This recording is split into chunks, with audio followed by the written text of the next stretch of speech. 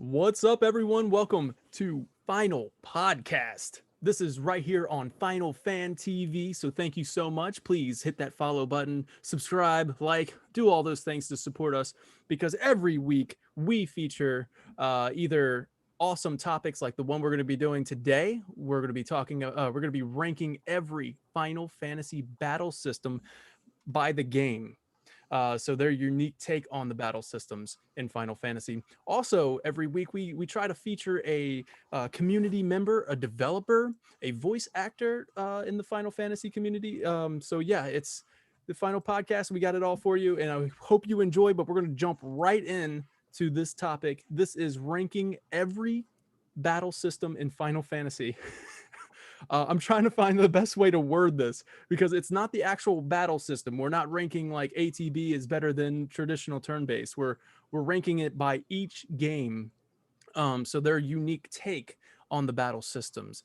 So yeah, we can jump right into it. Right now, you can see here that I have Tier Maker up. I'm going to arrange them as we get introduced to the other party members. I am party leader Daniel Hofflich, limit breaker Vinny McGovern, and also Reed Daniels. No nickname necessary.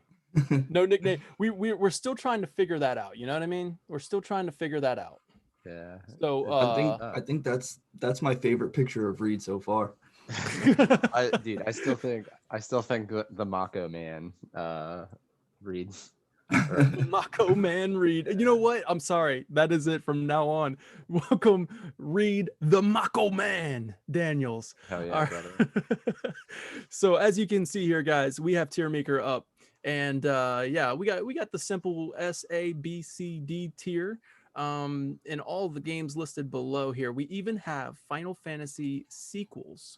The only one not included is Final Fantasy. I said 13. Final Fantasy 12 Revenant Wings for the DS. I didn't include that one as it's more of it's radically different.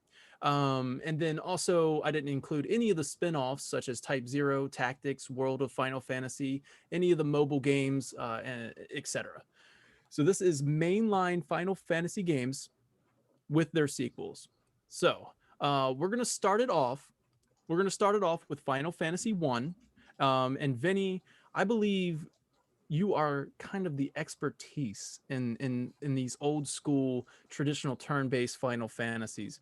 So if you could enlighten everybody on what the battle system is, it's traditional turn-based, but how does it work, and yeah, where do we rank it? Go ahead, Vinny. So in Final Fantasy One, um, the battle starts. You're either ambushed or you have preemptive. Really determines on where I guess you would call it I guess you would call it the attack bar, but it's not really an attack bar. It's more your character's agility stat. So, using simple numbers, if player one has 7 agility and player two has 8 agility, player two so you choose your action for all of your characters. There's 4 of them. You choose your action for all your characters, and and then you choose who they're going to attack. And then um, once all the actions are chosen, then it's kind of like the game plays on auto until the next turn. So now that's where the agility stat comes in, and then whoever has the highest agility, their action goes first. So if an enemy has a higher agility than you, the enemy is going to go first. So it's not like action and then execute. It's choose, choose, choose, choose, choose, and then you watch your actions being played before you.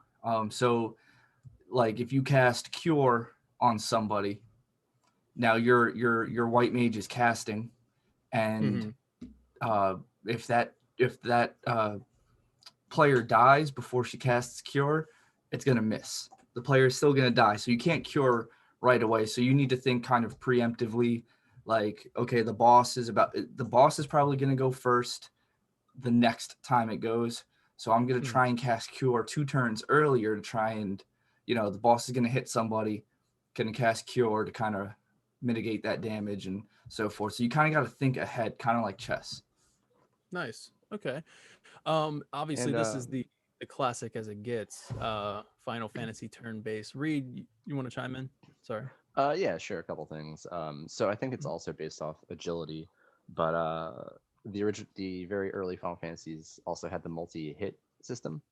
And was that based on agility or what was that based on? Like, you could hit one time 7 times. I know Um, it's very that prevalent in like in two, but I think it's in well, one as well. it's in one, so you could see it very early on with the monk. If you choose a monk as one of your starting characters, he starts off with a weapon. If you take that weapon actually off of him, he goes from attacking like 7 times to attacking like 32 times, Yeah. which increases your damage. That has to do with your weapons, and I think your agility, or I think it might be a different stat than agility, but Yeah, it so I think it may be, and I actually I'm curious to look this up again now, but I think it might be based on like key stat by job, maybe. Like if you go knight, maybe your strength or something. it might, because I know when I did the white mage run, I used a lot of those giant gloves, and those giant gloves made it so that my white mage was attacking like 900 times, which is how I was able to get damage out of my white mage. And Um, 900 The hits White for one Mage damage. Challenge. Yeah. Ranks D for battle systems. The So the go other ahead. thing with one that was always a huge pain because when I first started playing through it again, I hit attack, attack, attack, attack, attack. I'm just like, all right, all the mobs will be dead. And I turn away for a second. I turn back and one mob is dead and the rest are alive. And I'm just like beating my characters. Like, why is this happening? Because you actually have to like target the mob that will be attacked. It's not like it doesn't automatically readjust your target like if your previous one had died. So you actually have to like think a little bit more tactically with that. But that Yeah. was a huge pain. So where do you guys, as we're just gonna kind of like go through them and briefly like kind of explain what the battle system is, and we're gonna just put them in the ranking. We're gonna be able to move them around on the tier list, as well as ranking them within the tiers. So once they're in the tiers, we're gonna be able to adjust accordingly. So that way we'll have a solid top 20, or I guess not a ranking of all 20. So yeah, so what do you guys, where would you put Final Fantasy 1 if you had to just throw it up here on the board right now? I would put it in B. See, now I'm a fan of this style of turn base, like you know, having time to think about my moves, because I feel like that allows the game to have a little more difficulty, and they can make the game a little harder since you have more time to think about your move. You're not on a time crunch. So I would put this in A because I enjoy this style. So I would settle for number one in B, but my Mhm. vote is for A. I think as a template for like, I mean, the all this basically the spells and everything that carry over that make up like core combat for the entire series. Like So all your spell systems, all this kind of thing, the jobs, the class system, the differences and all that. Like a lot of those persist through like the entire series. And in fact, a lot of the games that try to change on this, like for example, like two or three, kind of like it's almost to a detriment. You know what I'm saying? So it's like I think one's just ahead of its time. So I would say high B. Okay, we're gonna drop it in A for now, and if it doesn't look good after we start ranking everything else, we can move it around. see, now I had the same thought as like Final Fantasy 1 should be the template because it's the first one and it kind of set the pace for the rest of the series. But with how drastically different, like, but with how drastically different they all are from each other. So you have like a category of active time battle, and you have the category of traditional, you have the category of Right. conditional. It's Right. like you can't really call it the template because like it's the template for the spells and all that stuff for sure. But as far as like the actual battle system, I thought the same thing. I was like, oh, it's the template. But then I thought about it some more and I was like, well, each Final Fantasy tries to do a little differently with the battle. So I can't really call it the template for the battle system. that's why I chose A, because I really enjoy, you know, the having to micromanage your characters. I enjoy that because I feel like it's a game of chess against the computer, you know? Fair. Yeah. All right. So right now we currently have Final Fantasy One sitting in A tier. We're gonna move on to Final Fantasy Two. Um, and where do you guys go with this one? Now this one's interesting because now actually all of the original ones are interesting because they've been reiterated on a couple times. Whereas you go to like Final Fantasy Origins and they change stuff around. The original has some pretty I don't know, questionable mechanics for like how you level up and how how your magic and stuff levels up. So what do you guys think about Final Fantasy 2? Now I think we can take in consideration.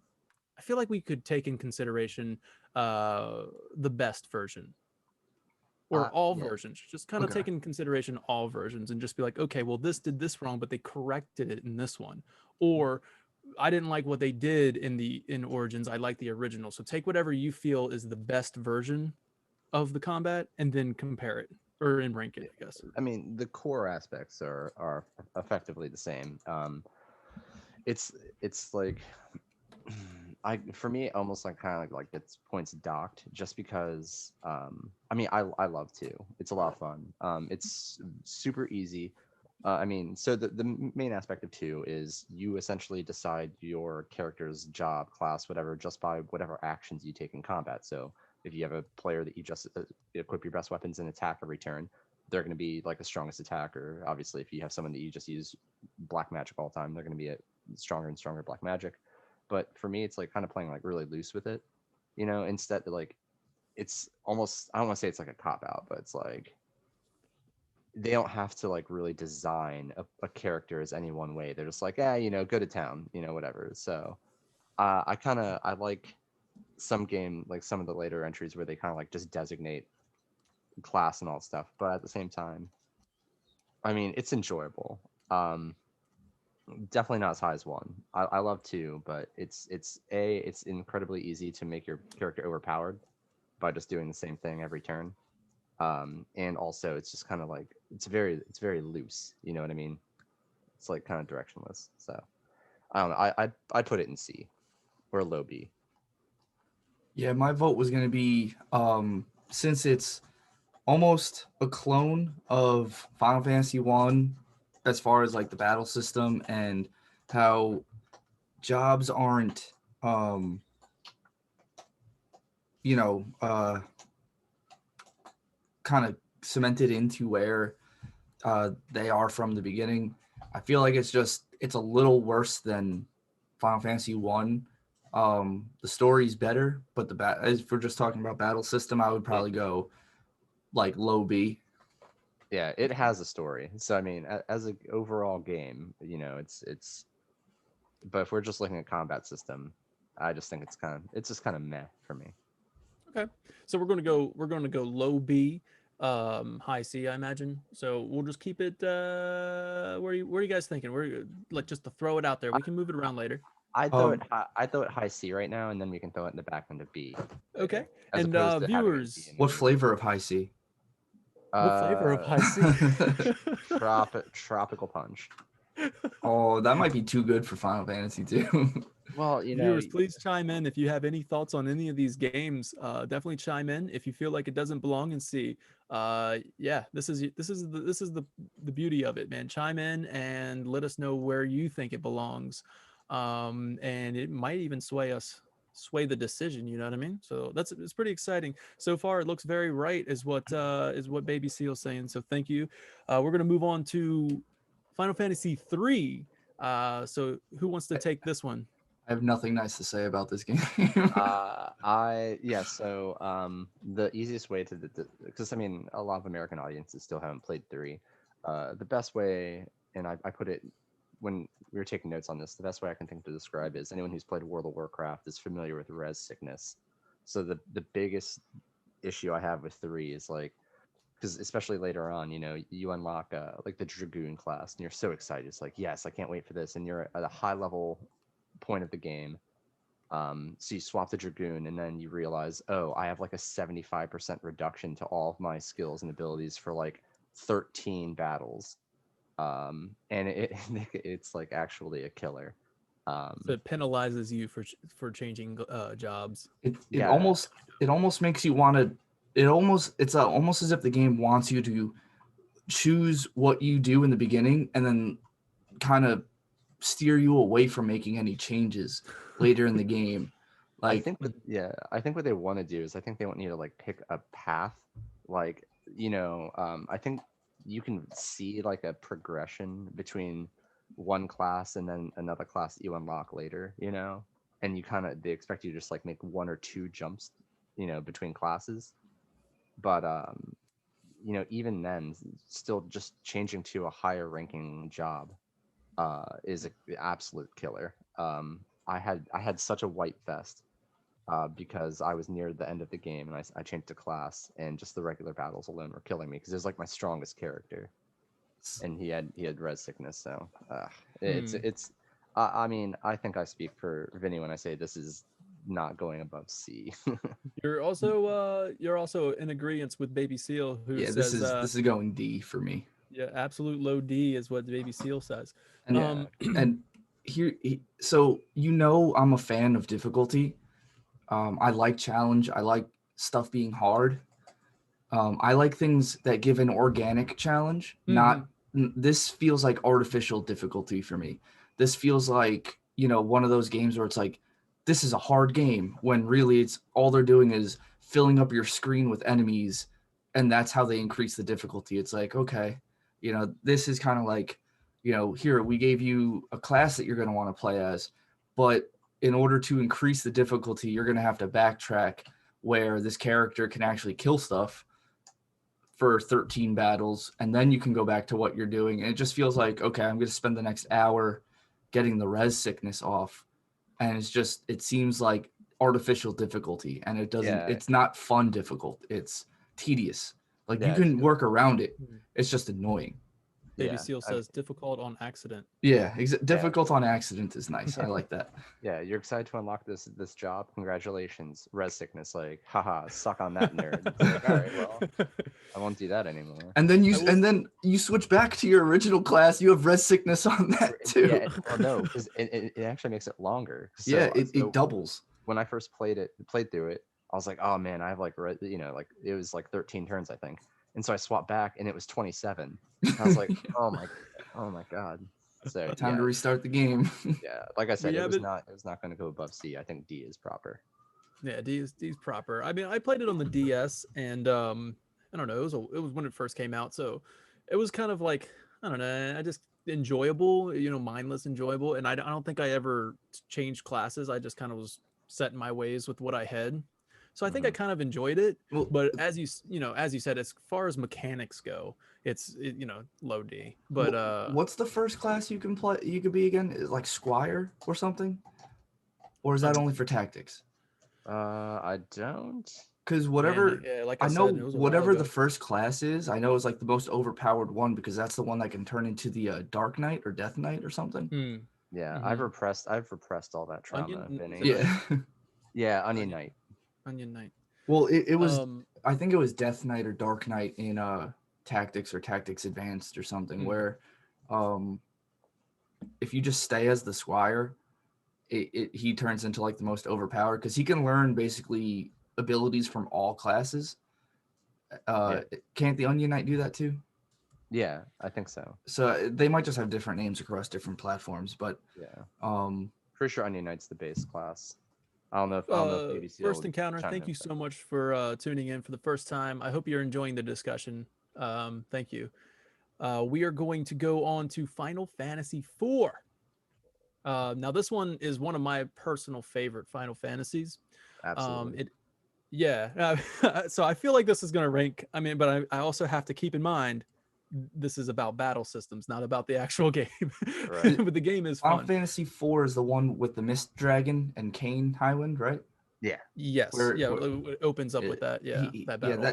that's the one where I thought I killed Kane permanently because he used jump and the Mist Dragon died, and then he was just gone, and I was like, damn it, he's gone. Jumped out of the game. He's like, all right, I'm out. I'm done. Damn it. So- I love this one. This is one of my Wasn't Yeah, favorites. this one. Was 4 the first one that has the like observable battles, like for example, like Galuf versus X-Death in Final Fantasy V, where like you just watch 2 other people fight. I think, God, doesn't that happen between Kane? I'm pretty sure that happens in 4, but either way, I mean, I know the- it happens okay. in the opening cutscene, doesn't it? Where it's like 3 people fighting an army, yes, and you're you- supposed to lose. Chat, Like, you help us out absolutely lose. if you know the answer to that one. I appreciate it. But yeah, the opening of 4 is just awesome. The way it introduces you to the combat, and again, we're talking about job classes. 4 just has like such a clean cut, like designation of jobs between like Mhm. all the characters. It's just Each it's character so has a job with their own like unique ability. and your characters change so much like throughout the game. And Baby you Seal know, like, says yes, it happens twice in Thank Final you. Fantasy IV. yeah, all right, thank you, Baby Seal. But like, yeah, between Pilum and Porum, Sid, and all, between everyone sacrificing themselves, like everyone's just expendable. Final Fantasy expendables. But your party composition changes so much throughout the game that keeps like super fresh. You have to know, what how to sync your team together and all that. I don't know. It adds a lot It's to me. the first and only Final Fantasy mainline game that has a party of 5. Mhm. So that's pretty cool. Like the TV show. Like the TV show. And it's also the first Final Fantasy that kind of introduced the ATB, active time battle. Now this one, the original version of the game did not include a visible time bar, but that was introduced in like the re-releases. So you'll see on like the PSP version I'll bring up right now. On the PSP version, you will see the active time bar. Yeah, so Right. this is the game that introduced the active time battles. So that's pretty sweet. What do you guys think about Final Fantasy IV I and mean, where it should at, rank? it's at least A. Yeah, I was gonna put it in A, because this was, the first one of its kind, and not having the visible active time bar. When you first realize that you can't just sit there and think about your move, and then you're just like, why does he keep hitting me? Yeah, when you AFK in like against like low level like trolls or something, and you come back and your whole party's dead. Yep. Yeah. So Final Fantasy IV, we're gonna rank that in the A tier. I absolutely agree, but it gets interesting when we get over into Final Fantasy IV After Years, because that is kind of they built off of what they established in Final Fantasy IV. I'm gonna put that in A tier, and I'm gonna put it above 1 if you guys don't mind for No, now. I agree. That's fine. I agree. Okay. For After Years, now what they did with After Years is they built off of what they established in Final Fantasy IV. So they came up with moon phases. Now each phase of the moon will actually affect the stats in the game in the battles. So like new moon will raise skill. I have my notes here. Raises skill abilities, lowers white magic. Waxing moon improves white magic and lowers black magic. The full moon improves black magic, lowers attack abilities, and then the waning moon raises attack abilities and lowers skill abilities. So what's cool about this is that you really kind of have to adapt your strategy. And each moon phase also affects the types of enemies that you encounter, as well as unlocking some new areas to explore. But going back to that, for adapting to your strategies, they also introduced the band system, where you can kind of like team up with another member of your party as long as they have a close bond. And then, I guess, for example, Rosa and Cecil can team up. I think their move is called Holy Blade. Solid. I think it's called Holy Blade. But yeah, like so Rosa like basically imbues the sword with holy power, and then it will be even more effective if you use it according to the phase of the moon. So that's pretty cool. So it kind of really bases it all around the phases of the moon, for that. Oh, one more thing I want to add about four, real Mm. quick, just before I move on, because it's relevant for well, pretty much every other battle system since. Is four, I believe, introduced the row system, where Oh, front yeah. and back row. Front line, Um, back line, yeah. yeah, so that I mean, obviously, that's pretty critical. Protect your casters and etc. And obviously, that has continued through um, a lot of the games. So that was big. So anyway, sorry. Back to No, after years. that's yeah, good point. Checking in with chat. What do we got, Vinny? We have just basically more agreements from Baby Seal. Apparently, we are right on track with his exact thought process. Awesome. So after years, are you guys comfortable? Because it is. I'm kind of putting it in A because I loved After Years, the battle, just to add the added strategy to it according to the moon phases and stuff like that. I like B or A tier. See, I didn't like the moon phases because Okay. I felt like they just added too much. I was gonna say B.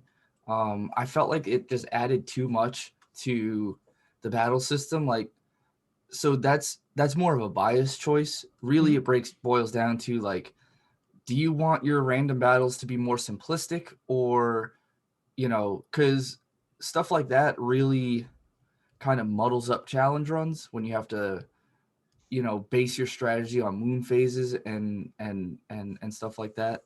um and then it also the bias of what party members you're going to use, and like how you use them and stuff. So Mhm.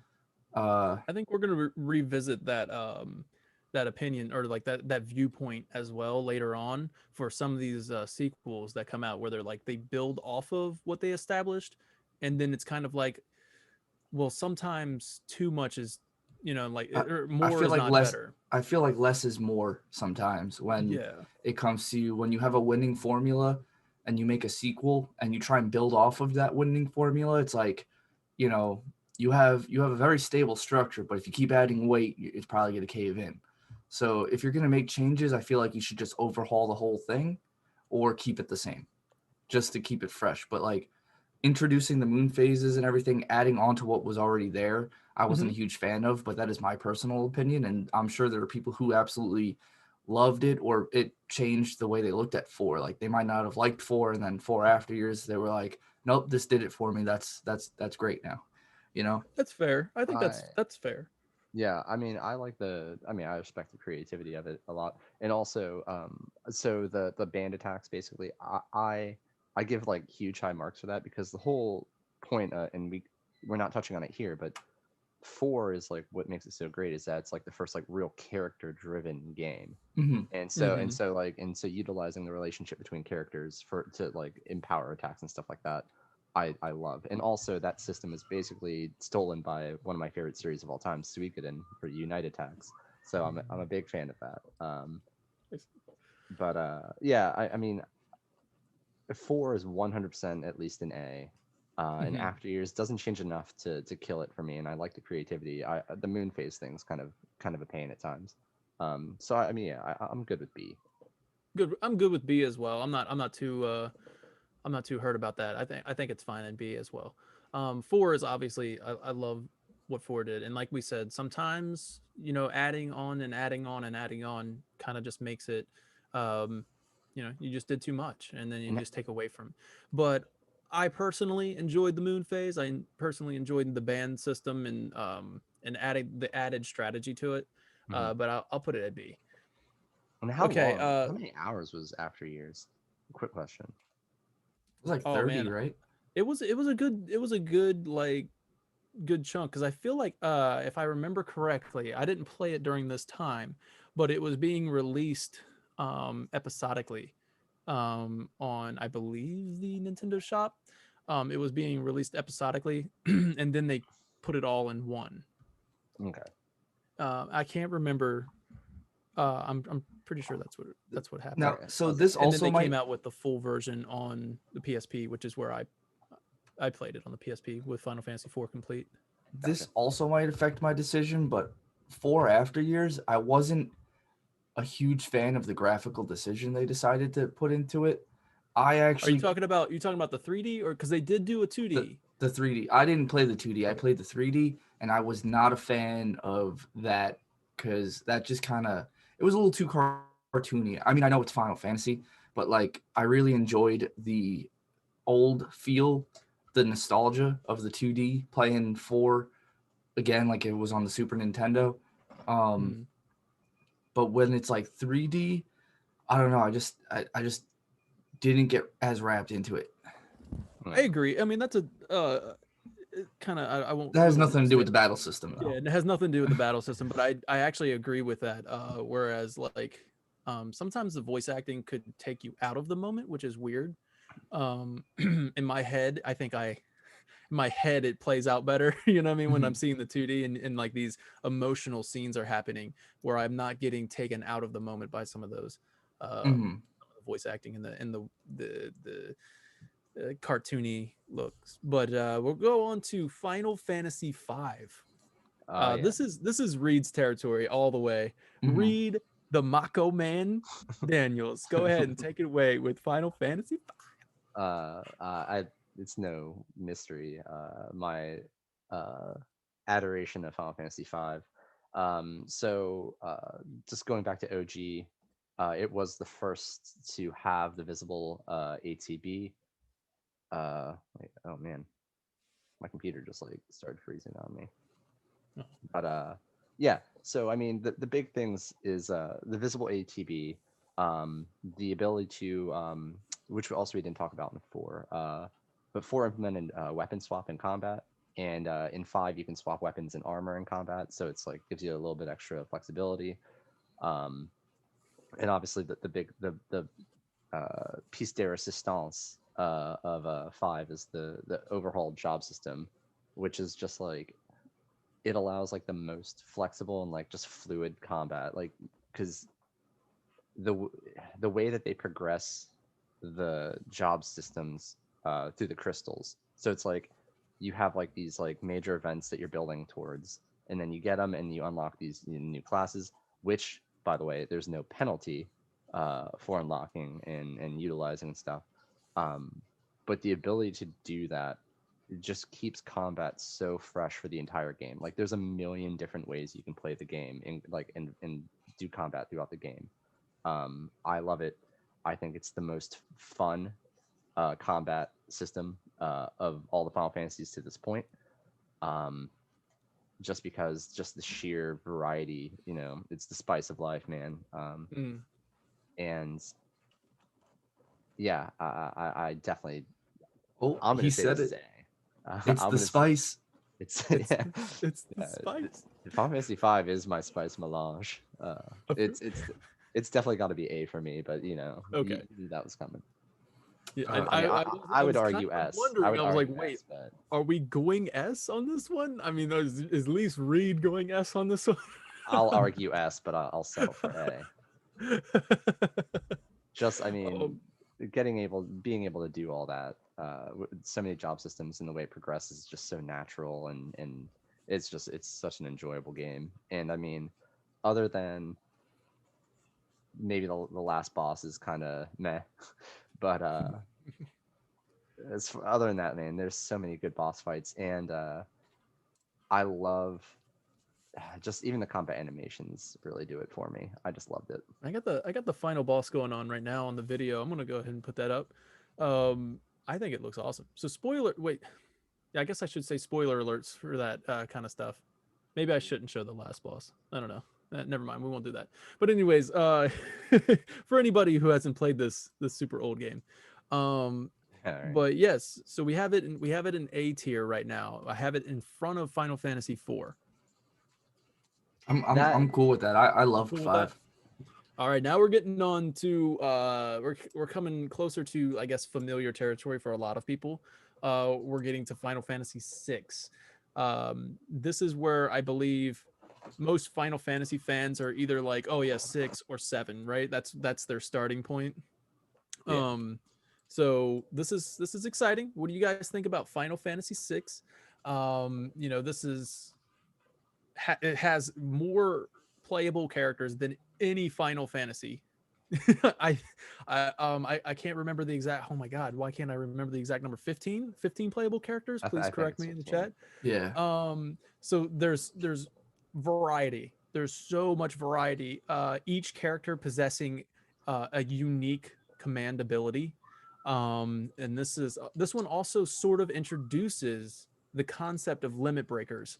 They were called Desperation Attacks in Final Fantasy VI, and they were triggered when your HP falls critical. Yeah, so this one had a lot going for it. What do you guys think of Final Fantasy VI? Yeah, they look at 5, they say, wow, hey, there's like 30 classes basically, jobs, so many things they can do. We don't want to like rehash that, so what do we do? I guess we'll just like assign jobs by character again and just have a ton of characters, and it actually works, man, because again, like 4, your party changes like So much. like throughout the story, which Mhm. kind of keeps it fresh. It kind of keeps it like believable, it's like it's great. um I The battle system in general it's fine. It's great. It's, I mean, 6 is Mhm. great. And 6 is more commonly like hailed for its story and, characters and all that. The combat itself is like it's fun because you have so many different characters, desperation attacks, unique attacks. Um, but I'll toss it to Vinny for his thoughts. So what set it apart for me, aside from the what Baby Seal says here, is 14 playable characters. 14. So I mean, 14 playable characters. Like I said, less is more. As far as the battle system goes, it works for the story because now you have a bunch of characters that if you have 5 characters and you don't relate to any of them, it's like, I really don't care about any of these people. You have 14 playable characters. You're bound to at least relate to like one of them and like really have a favorite from 6. But like for as far as the battle system goes, like less is more. So they could have supplemented that battle system wise with job classes without res sickness and everything like that. But what I enjoyed the most about it were those desperation attacks, because those changed the strategy up.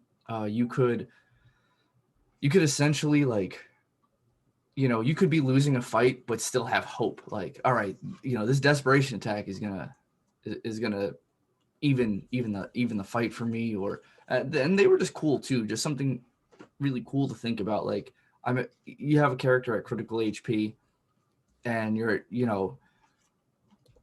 you just change the tide of the battle that way. It feels really good when you're losing and then you win, especially if Mhm. you've been stuck on a boss or a certain part of the game and you just come out on top because of that mechanic. That feels really good. I feel like it pays off really well. Even if Mhm. it doesn't happen often, when it does happen, it feels really nice. So I would put it above 4 in A tier, but I still think I like 5 more.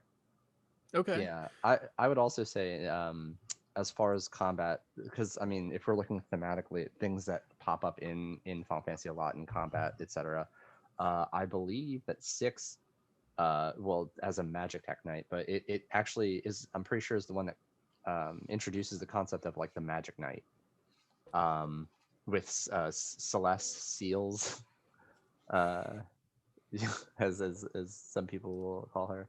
But yeah, it introduces like new variety of like characters and abilities and stuff that lasts throughout like a lot of the titles. So I mean, I give a lot of props for that, and I mean the originality is just amazing. And also, who's your favorite character and why is it Gao? My favorite character. That would be a really fun one as well. Just ranking Yeah, Final Fantasy VI playable characters. yeah, that would That be would be good. fun. I'm actually kind of, I would like to argue for 4 to be ahead of 6, but we'll come back to that later. I like 4's battle system a little bit better. So we'll go Yeah, to I could go either way on that, honestly, because like I said, 6 is it story and characters and everything incredible. Combat system is like, I don't want to say vanilla, but I mean 4 yeah. was pretty like revolutionary as far as I like the Um, animations from 6 more than I like the animations from 4, but that isn't 4's fault because as years go on, technology gets better, animation gets better, so it's like it's not 4's fault. Um, so Baby Seal has a point here for Final Fantasy 6 is A plus tier for him. A party switching on the fly, first game to include party composition as a standalone mechanic. Desperation Attacks really added excitement to the ATB in general. Magicite and Esper system was intuitive and fun. So yeah. yeah, we didn't even touch on Magicite and Esper. Yeah, um, Yeah, the parties. Yeah, that's something I actually meant to talk about was post Kefka blowing up the world, when you reassemble your party, like you have the party swap. And yeah, that's the first time I think you can do that. So yeah, big points on that as well. So Final Fantasy VI right now is currently sitting in A tier. Just to recap for anybody listening, audio listeners, we have A tier, no nothing in S tier yet. We are 6 games in, or well, I guess we're technically 7 because of after years, but we're Final Fantasy VI is the last one we left off on. A tier is Final Fantasy 5, 6, 4, and 1, and then B tier is 4 after years. C tier is 2, and D tier is 3. So we're moving on to my favorite game in the entire series. Just do it. Just put it there.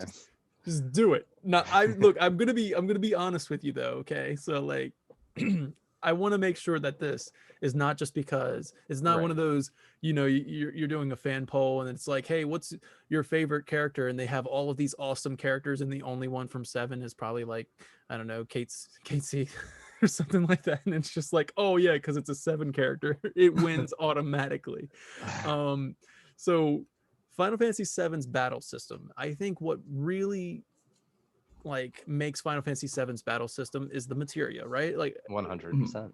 yeah, the materia. It overall though, it is one of the easiest Final Fantasy battle systems. I mean, it's really straightforward. It's very accessible, and it kind of strips away a lot of the strategy other than the materia system. You know what I Well, mean? because it's like I don't want to steal from Final Fantasy 8 because that's next, but Mhm. you're like um junctioning based on materia combination. So it's like there's a materia combination if you just want a guy who's going to be like your tank and attack, you know, you can be, double slash, counterattack, cover counterattack, all that stuff. The combinations like allow you to build your character in like so many different ways for combat. So like when I play, I have 3 characters who do 3 completely different things. And that's all through the materia system, which just has like the highest degree of like customization, like at this point, obviously by far ever in a Final Fantasy game. And limit breaks.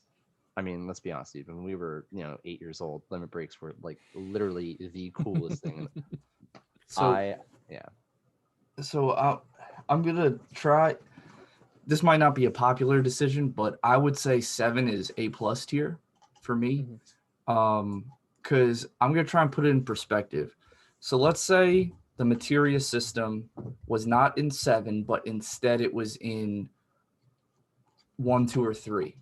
Would you still consider it S tier? Because to me, I've done I've played Final Fantasy 7 original almost any way, every way possible, even a no materia run. And a no materia run is super easy. It really doesn't change much about the game. It's still super easy, just really boring. All you're doing is hitting attack, but you can beat the whole game that way.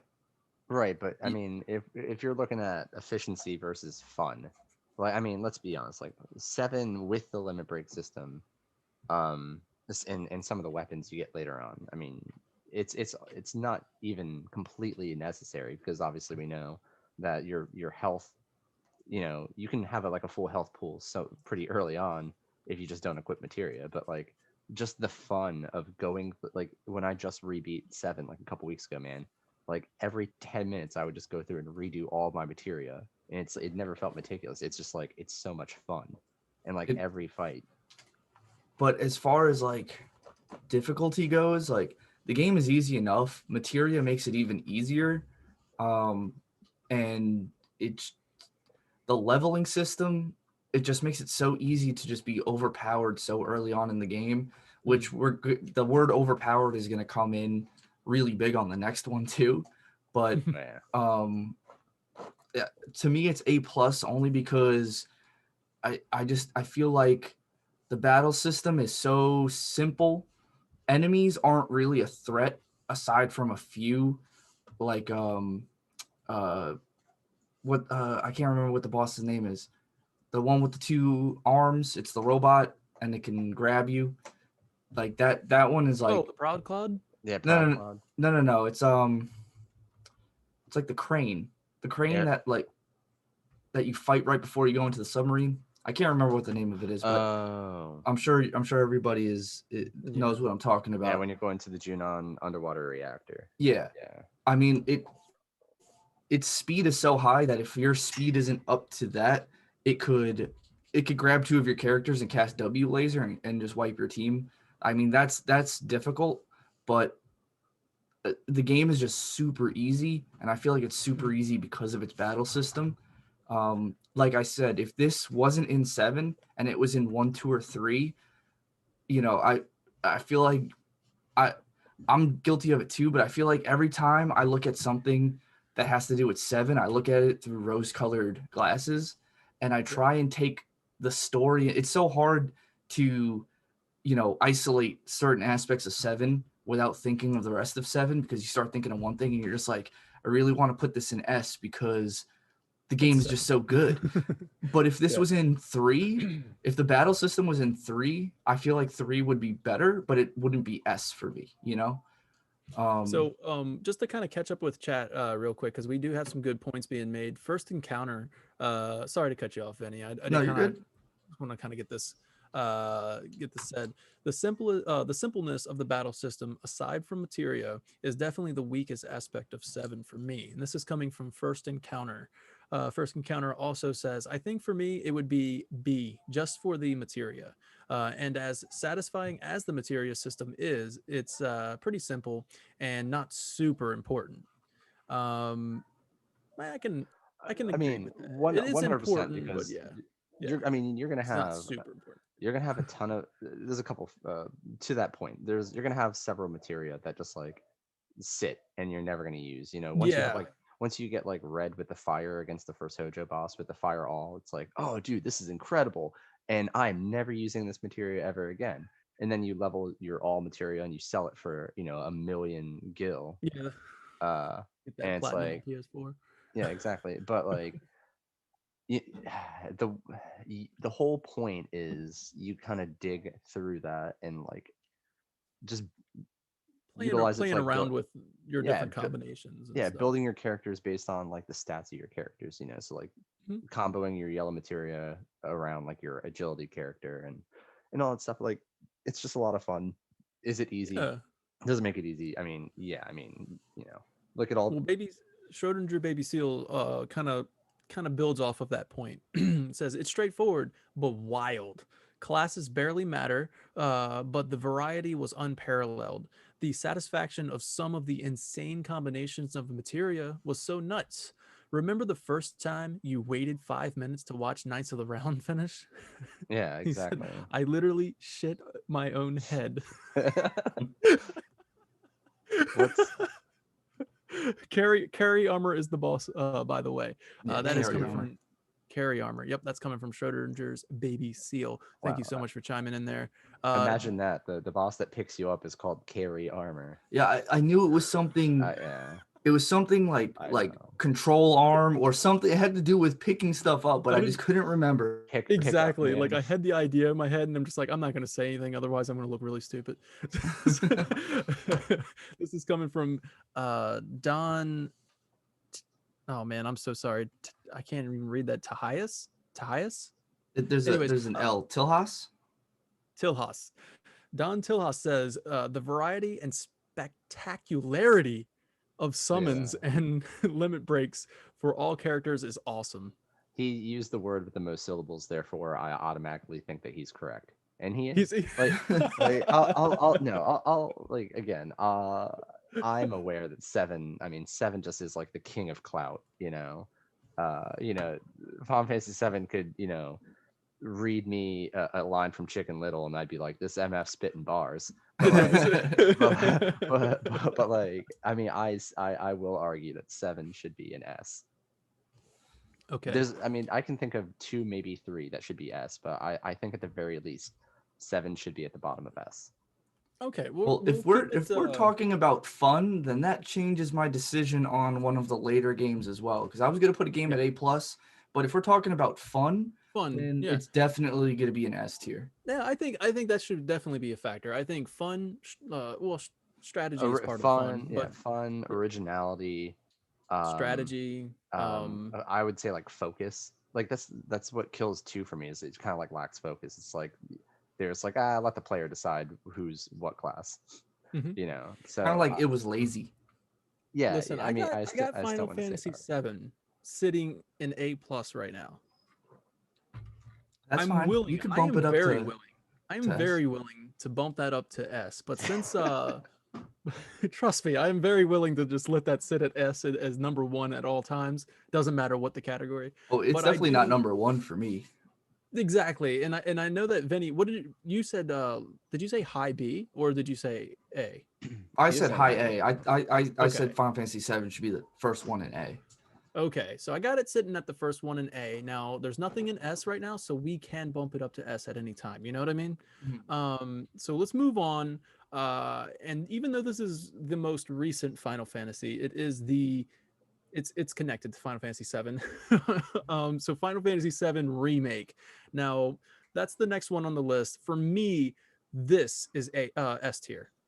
Final Fantasy VII Remake is S tier because you had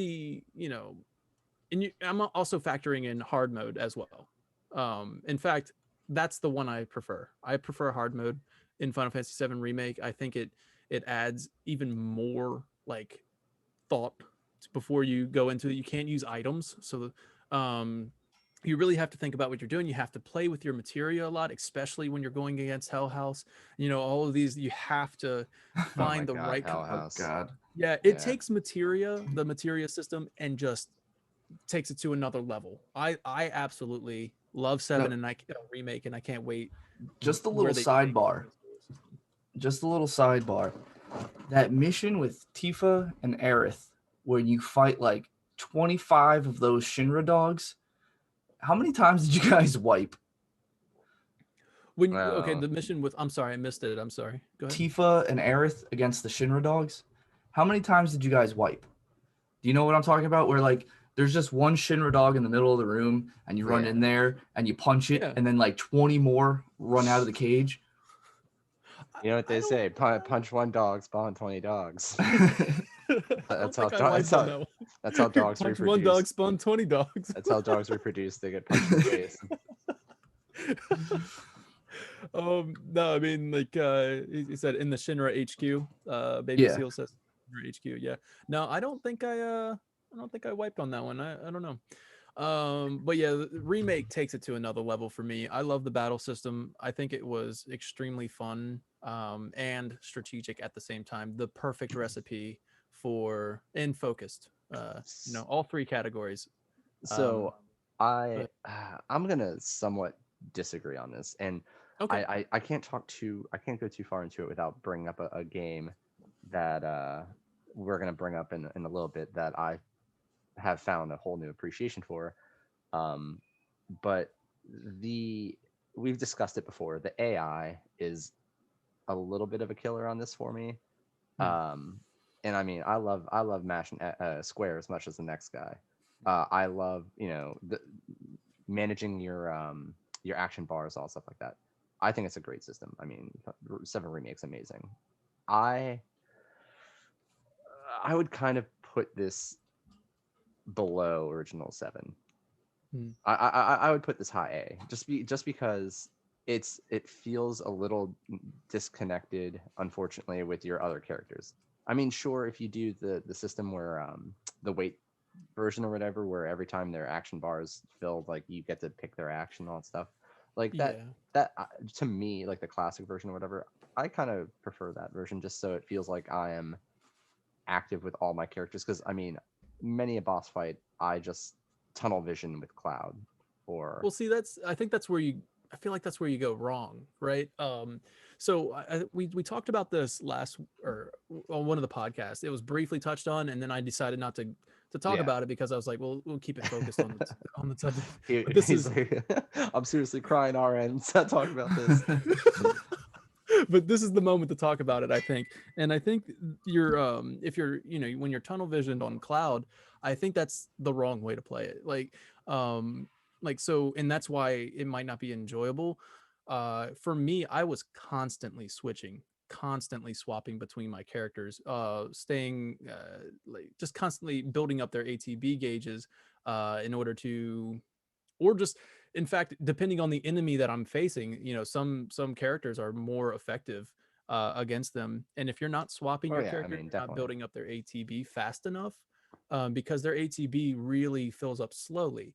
But if you switch to them and you do a couple attacks, that builds them up, and then you can swap over to Barrett, get a couple shots in, swap over to Cloud, get a couple swipes in, and then you finally have your ATB gauges filled up, and you're just kind of like thinking really quickly and thinking ahead, and making sure you keep an eye on their ATB gauges, because you built it up enough, but you're still waiting for both bars to be complete, so you can cast I don't know, prey or something.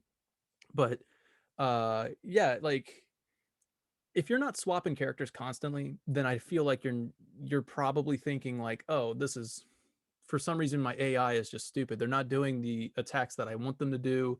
They're kind of standing still, because they technically are standing still. If you're not controlling them, they just stand still ish. And Yeah, the and go ahead, Vinny. I'm sorry. I was gonna say, if you try like the hell mode that I said, where there's absolutely no healing whatsoever, no magic healing or item healing, so you play on hard mode, but Mhm. you limit yourself to no healing. You Yeah. have to switch characters because you You have have to get them out of danger sometimes. And it's Mhm. like no healing also means no Phoenix down or no revive and like anything. So if they die, they're done for the rest of that We fight. got you So can use raise if you have raise. well, no, that to me that was a healing spell. Anything that makes your HP go higher Oh, than what you it were doing a currently is. challenge run. You're Yeah, talking yeah. about challenge run. I'm Yeah, sorry. Go yeah. ahead. So I did absolutely no healing whatsoever. No magic healing, Got you. no Okay, I'm sorry, I raise. missed that part. So Go you ahead. sometimes need to get like during like certain boss fights where you could actually hide behind stuff to get away from a laser beam or damage or whatever. You have to you have to swap characters because your AI is just like, I'm gonna tank this. It's like, no, you're not. I'm gonna take it. Here I come. Shoot me with them laser beams. It's like, no, you're gonna die if you even go it, even if you sneeze at that. Yeah, I mean, and like I the whole tunnel vision thing is not like necessarily like a constant thing. It's Mhm. just, I think it's just easy to like kind of sink into, because I mean, a lot of the fights, you don't even necessarily have to swap. Um, some of the bosses, I mean, obviously are more difficult than others. I mean, the Genova boss fight, especially once Phase 3 hits and that music chimes in, it's one of the high points of my ever. Um, Yeah. Ever. dude, oh my Phase god, 3. Ooh. I we're When just Reed yeah. when Reed has a child, he's gonna be like, so I taped over your birth video with me Phase entering 3. phase 3 of Genova because that was actually higher for me than your birth. Yeah, exactly. Dude. Oh Uh, my god.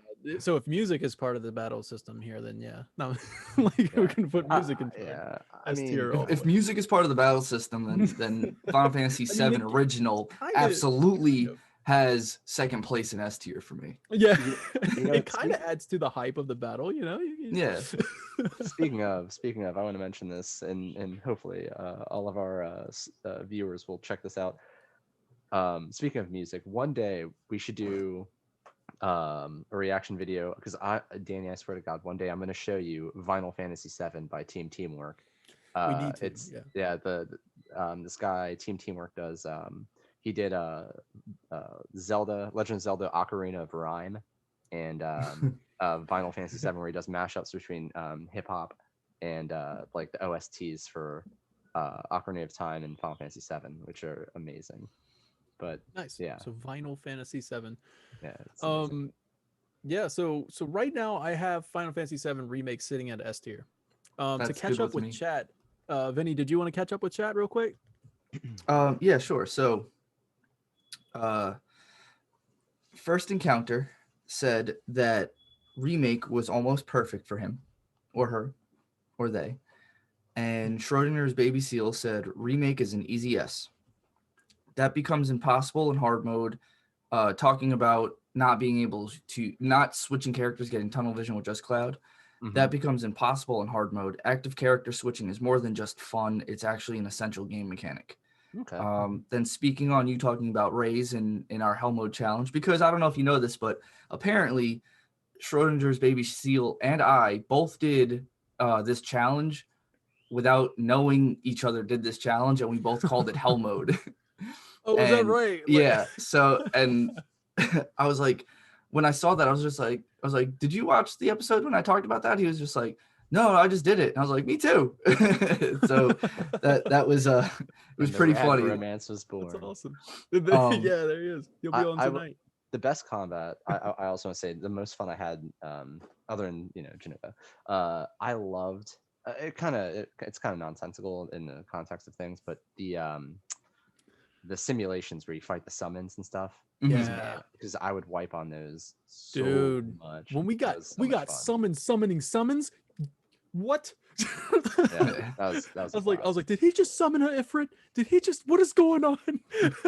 Yeah, I'm good with 7 Remake as S. I just it pains my soul. It pains my loins to see 7 in A, but it is what it is. I feel you. My loins are kind of cramping as well. Just look at it. I need a remedy. I need a remedy for my loins, RN. My loins are seriously crying, RN. We'll revisit. We might bump it back up to S. We'll see. So Final Fantasy VIII is next on the list. We took a little bit of time to focus on 7 because we love 7. I'm sorry. It's just what we do here. But Final Fantasy VIII is next on the list. Now this one introduces the Junction System, and you got more on that one. Reed, you want to talk about this one? I could give my ahead, 2 Benny. cents real quick. Yeah. So I feel like Final Fantasy VIII is in conjunction with Squall in C tier. He said Junction. He said Junction. He said it. No, man, you can put it on C tier. Yes, only because the battle system wasn't really that fun. Like, so you could break the game. So here are my gripes with it, right? Okay. I like becoming like a god in these games. As you could tell, like it on a normal Final Fantasy VII run, I don't leave Midgar until about level 35 or 40. That's why he loves Lightning Returns, because you become a literal god. Because you become a literal god. So in Final Fantasy VIII, not only does it punish you for leveling up, it rewards you for not leveling up. So the higher your character level, the higher the random encounter enemy levels are as well. So you could break the game that way by remaining level like 10, and the Junction System is your leveling up system, which I wasn't a huge fan of because the junction system is confusing for people to to enter into. Not until the end of the, like, closer to the middle of the game do you start really understanding that you can't neglect some of your what are they called, GFs. Guardian Force. Yeah, You're that talking there about, it is. yeah. You can't neglect them because you need to level them up to get certain parts of your junction system. Yeah. And I don't want to use all of them all the time, but I kind of have to. It forces me to use them. And then if you want to remain a low level, you don't necessarily kill enemies. You just turn them into cards. And you turn them into cards so you don't get any XP, but it still levels up your GF. So you can stay level 10 and then get Blizzaga and, all these top tier level spells. And then you go and play triple triad, get more high level cards, junction those into items, and then turn those items into spells. And now you're set for the rest of the game. And you're doing your best not to level up because leveling up makes the game harder. And I didn't mind the difficulty, but I'm talking into an aspect of people, like, you fall into this category of, if you're just like, all right, I just want to get through the game, I'm not really going to worry about the junction system. The game is going to be almost impossible for people who just want to, play through and get the story and everything. Because if you're not leveling up your cards or your if you're not getting good spells, some of the fights get really hard, and you're leveling up, but your stats aren't getting better. And so the enemies are just getting more and more difficult, and you just start banging your head against the wall, and you're like, why am I not getting better at this? And it's because this game forces you to pay attention to all of the mechanics and aspects of the game. But if you don't want to, if you neglect one of the aspects of the game, it punishes you so severely. Or if you know how all of the aspects work in the game, you can manipulate it to become a god before even fighting Ifrit, which is like the very first boss. So that is why I think it is C tier, because I think that it's an amazing idea. It was just executed very poorly. So I'm gonna Okay. hop in and Squall C tier is a ship I kind of ship, but it's especially after our recent discussions. I'm kind of willing to move him up to B, but I actually like the combat system more. I still have a couple gripes with it, but let's establish first and foremost that Triple Triad is an S tier combat system. Can you imagine if, like, just like you walk up to Ultimecia in like the plane of eternity and you just challenge her the cards and she's like, ah, shit, I lost. All right, deuces, like, I'm out. All right, whatever. Triple Triad is definitely S tier minigame. When Yeah. we do our ranking system of Final Fantasy minigames, Yeah, it's that's going to be 100%. But also, yeah, but the thing about the Triple Triad and how great it is you don't want to convert the cards. Like, you don't want to convert the cards to items until like the very end. But like, so the junction system, when I replayed through 8 again, I really love the junction system, and like I love leveling your GS because you're just like, all right, what do I not have junctioned? All right, I need magic defense, so I'll level that on my GF and use that, and junction in Asuna there. The biggest, like, I actually really like the junction system.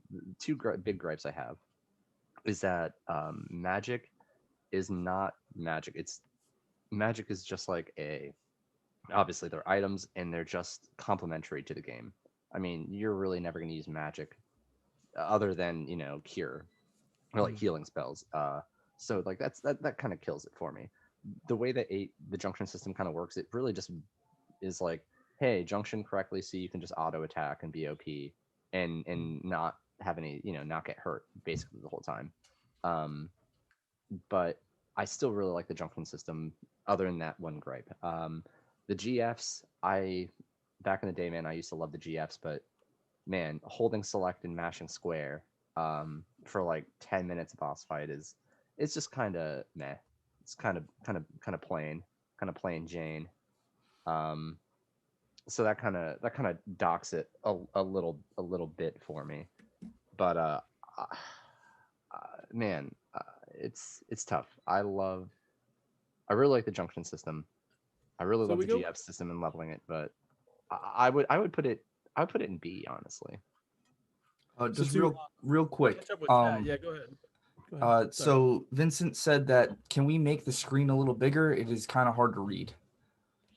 My bad. Yeah, I can do that. So if we're catching up with chat, we have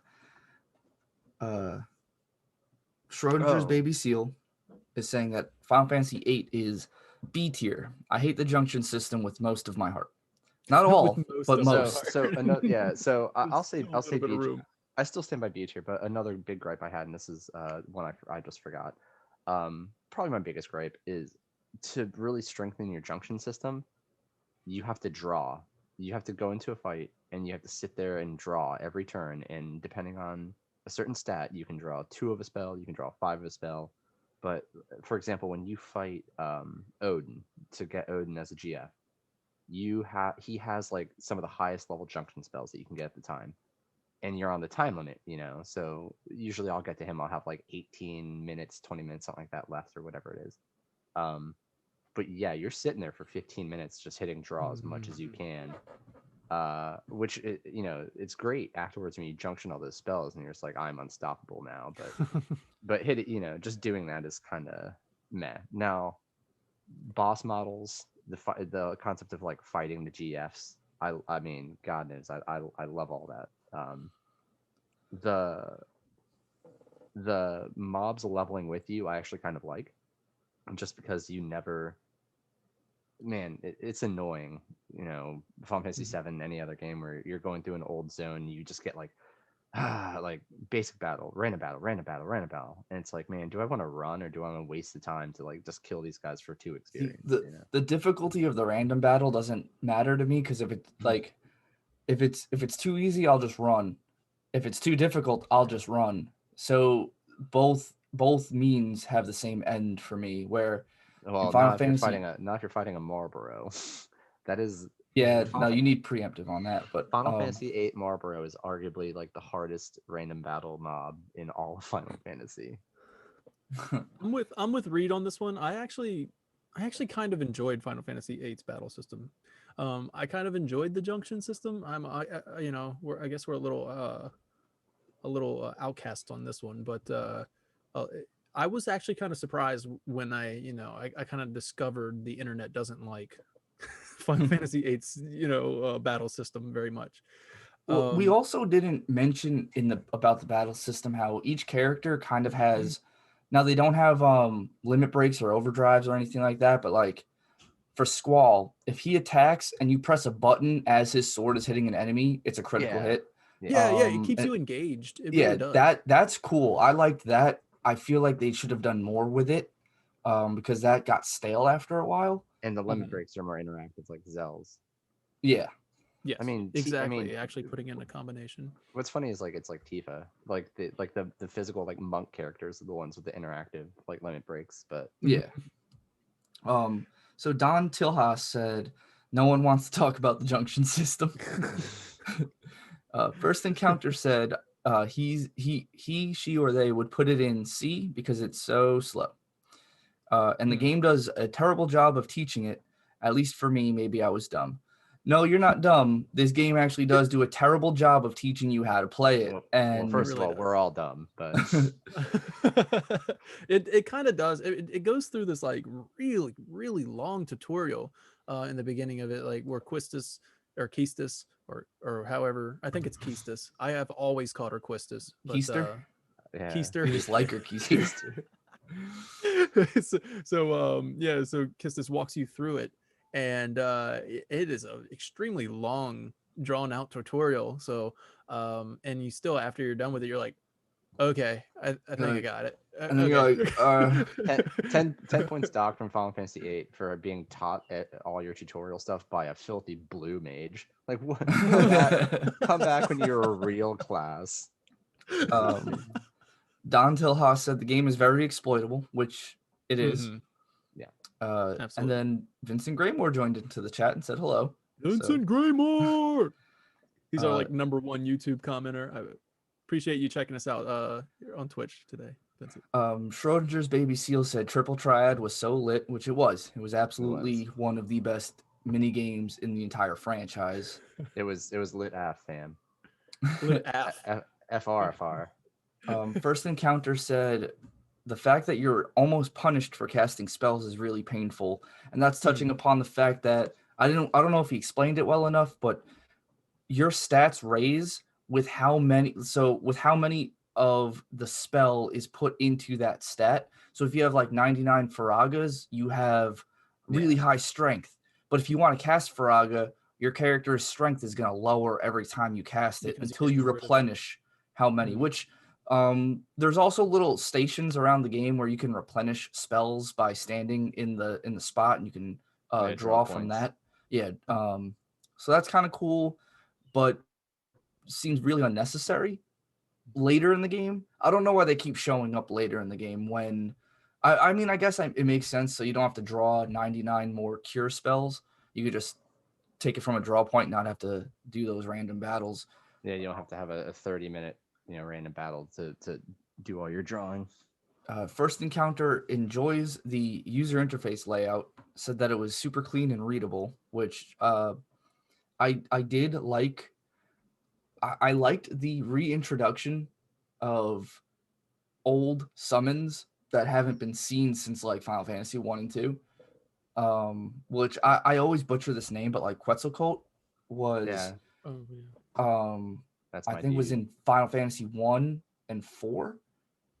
But like he such a really cool summon, and again, most of these summons are based off of religious figures, and I believe this one's like a Mayan god, or it's some type of indigenous like god, but it's so cool. When God, fun history lesson for you guys. When God, what's his name? Famous conquistador. I'm a huge history nerd and I can't think of his name. Fernandez, I think it was Fernandez. Or Ferdinand, one of them. But when he first found them, I think it was the Mayan people, they actually thought that he was Quetzalcoatl, and they were like celebrating him, and so that's how he like got in their like their palace or whatever, and then he was like, all right, let's kill them all. It was because they thought that he was Quetzalcoatl. Yeah, and Schrodinger's Baby Seal said it's actually pronounced Quetzalcoatl or Quetzalcoatl. Yeah, I'm gonna butcher it whether you give me the pronunciation or not. I think you can say it with or without the L, but yeah, So- it's definitely it's not Quetzalcoatl. Quetzalcoatl. So we go with C tier. Are we sticking on C tier with this one, guys, or are we going B tier? What's chat think? Yeah, Oh, what's chat Aztec. think? Aztec, that's it. Aztec, Thank you, not Aztec. Mayan. Jesus Christ, yeah. Thank you, Baby Seal. Thank you, baby. So yeah. So I didn't take my we're history. gonna leave it in C tier. We have first encounter says C. Okay. I say C. Daniel says I'm good B. with C. I like B, but I'm good with C. And Mako Man says C. The Mako Vincent Man. Graymore says C. Don Tilha says C plus. All right. Okay. It doesn't Awesome. matter Thanks, because chat. it doesn't matter I because appreciate that. we're gonna have one in B very shortly anyway. Yeah. So we're gonna move on to Final Fantasy IX. Final Fantasy IX automatically activated your limit breaks. These things are called trances. Final Fantasy IX also is the final ATB. I'm sorry. Let me go back to my notes here so I can make sure I get this right. The final ATB system, which contained a hidden queue system, which could result in inopportune trances or wasted items. Actually, this is notes that you took. Reed, if you want to take this one away, go ahead. Yeah. So just the combat timing of this was kind of a huge pain. Kind of going back to like the earlier Final Fantasies, which is actually what they wanted to do with 9 anyway. Was kind of go back to the straight vibing of what the early ones, but it was a huge detriment, man. Like God knows it was such a pain. My first experience with it was the first black mage boss you fight in like the ice caverns, and that was at the time, man, that was such an intense fight. and then he was down to like 2 health, and like Zidane like good like trances, and then like Garnet just basic attacks and kills the boss. I'm just like, oh, well, that was a huge waste of like a very like core concept of this combat system. And obviously, like throughout the game, you get like a lot more turns in trance, and what's funny is trance becomes like an actual central theme to the gameplay, so it kind of points to it for that. But the queue system, which kind of returns from the earlier ones, where what you plan when you start your turn can be completely like 180'd, which can be a huge pain. I guess that's really the big thing for me, is just So that. First Encounter says this is S tier for him, for them. So I'm curious of why S tier. I personally enjoy Final Fantasy IX's battle system as well. So First Encounter says the skill system was almost an improved materia system for him. Yeah, the skill system with the itemization is actually a lot of fun. That's a good point.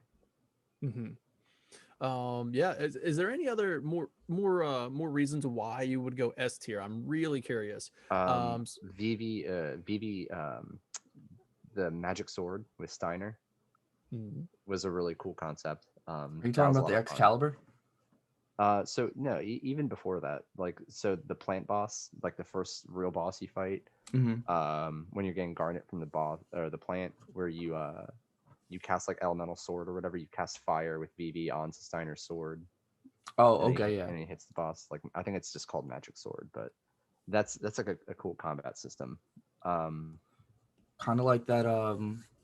The after years, kind of like combo attacks. You have your characters interact with each other in battle. Yeah, that was cool. The Eidolon system is kind of like, I like that it's like, I mean, I've discussed this a bunch, but one of my favorite things of Final Fantasy is like all the new creative ways that they involve summons or Eidolons, or deify them as like central themes to like the game. And I love how Eidolons fit in the story of 9, but like that system itself is kind of meh. It's like 8's GF system, where it's just like fun, but you just mash square and hold select a lot. But okay, yeah, the skill system's a big plus. So thank you for that one, because I that was slipping my mind. Yeah, Vincent Graymore says the skill system was very great. It also was also used in Lost Odyssey, and the thing I want in Final Fantasy VII Remake is passive skills, just like in those games. Yeah, passive skills. Let's say Schrodinger Baby Seal says A for me. It was good and very clean, but it wasn't innovating enough to throw it into S for Baby Seal. All right. So where would you guys rank Final Fantasy IX? Very curious. I'd put it in A. Probably above 6. Definitely above 6, maybe above 5. Okay. Definitely above 6, maybe above 5. So that would be A tier. Final Fantasy IX for me. It's interesting. I did go back and play this one recently. I played it with the Game Pass version of it, so you can speed up the whole game to 3 times speed, which really, like, it feels better for me to do 3 times speed. Man, I really enjoyed it, but it was kind of back to basics in a way, I guess. Or at least it felt back to basics when I went back and played it after experiencing all these new modern Final Fantasies, and I was just kind of like, I don't know. So Final Fantasy IX doesn't do anything that I really think stands out. I think it's a solid battle. I think it's a solid ATB. You know what I mean? And if you're comparing it to the rest of the other games in ATB, it's probably way up there, right? See, now, I was originally going to put it high B only because of my biased grudge that I have with it, where and this is my own fault, but I don't like this. I don't like the decision that they made, where there were, like, I've told this many times, but there are a couple of characters that I neglected, And those were the two characters chosen for a very end game boss fight that I couldn't beat because they were still like level 15. So I didn't like that decision, and that made me not want to play it anymore. So I was going to put it in high B, but hearing some of the testimonials for it, I feel like if that didn't happen to me, I feel like I would enjoy it a lot more, enough to put it in the mid to high A. So that's where I stand with that. So Yeah, I was thinking really, high B, but low. I would still say low A. okay. So right now I have it at low A. Now I'm open to chat, especially you first encounter. If you want to make some points to bring this up, I am open to bring this up. If you want to bring some things to our attention, like first encounter does bring to our attention, that is the first game in a while to go back to 4 characters. So that's kind of cool. It does go back to 4 characters. The inclusion of passive abilities and forcing you to decide whether you want a specific skill versus a stronger weapon was really good. For me, it's mainly about the skills that really set this game up there for him. Yeah, the skills were great, and I So love 9, but 9 for me, like what I love so much is when I went back and played 9, like the aesthetic and like the story is actually really great. It's just the queue system, the trance system, just really don't do a whole lot for me. And Soy Boy Amaranth, still to this day, just kills me. I don't need friends. Maybe I do. Okay, he's basically Vince Vaughn. He's basically Vince Vaughn in every Vince Vaughn movie of all I don't time. need friends. Maybe I do. I'm incapable of loving another person. Oh wait, no, I'm not. The end. Like, like I was thinking high Vince B, Vaughn. but I'll go low A. Like, There it is. but I Who also would thought you that cast? I also Vince thought Vaughn. that 1 should be a high B. So Okay. if 1's gonna be low A, then Yeah, it's fair for first 9. encounter says you're gonna have to make some harder decisions if so many games are ending up in A. Yeah, Don't worry, we're about to get into the where it's going to diversify the most. yeah. I feel like we're feel. about halfway. 1, 2, 3, 4, 5, 6. I got my phone in the way. 7, 8, 9. So we got 9 left. So we're a little over. We just crossed the half marker. And this tier is not set. So keep that in mind. The tier is not set. We're putting it where we think, and then at the end, we're going to really kind of get into ranking them. Even if they're in A tier, we are going to go through and rank them like this is number 1, 2, 3, 4, and we're gonna go. We're gonna go in order. I do think that I do think if we're gonna put 1 and 9 in A, that 9 should be ahead of 1 though. Okay, we'll do that. All right, we're gonna go on to Final Fantasy X. Now, earlier, I think Final Fantasy VII is kind of unanimous here, but that's my favorite game. Final Fantasy V, Reed's favorite game, and now we move on to Final Fantasy X, where I know Vinny the Limit Breaker loves some Final Fantasy X. So Vinny, Yes. what do you got for me? So 10 is the conditional turn-based. This is my favorite type of turn-based RPG, where so the conditional turn-based is you have your 3 party members and you have I think a maximum of 4 enemies in Final Fantasy X. And you choose an action and that action is immediately executed. So the cause and effect is instantaneous. And switching characters, because you have 9, I think there's 9 in Final Fantasy X. Switching characters does not take up a turn, which allows it to be more dynamic. So if you get into a random encounter and you have a flying fiend, a very fast fiend, and an armor fiend, and you don't have somebody to deal with them in your party immediately, the turn, you can essentially switch characters to deal with the monster, or you can start every battle with your 3 fastest characters and then switch to your 3 slowest but strongest characters to kind of give them the same speed as your 3 fastest characters. So that I thought that was cool. There's also, unless I'm missing someone, isn't there 7 characters in 10?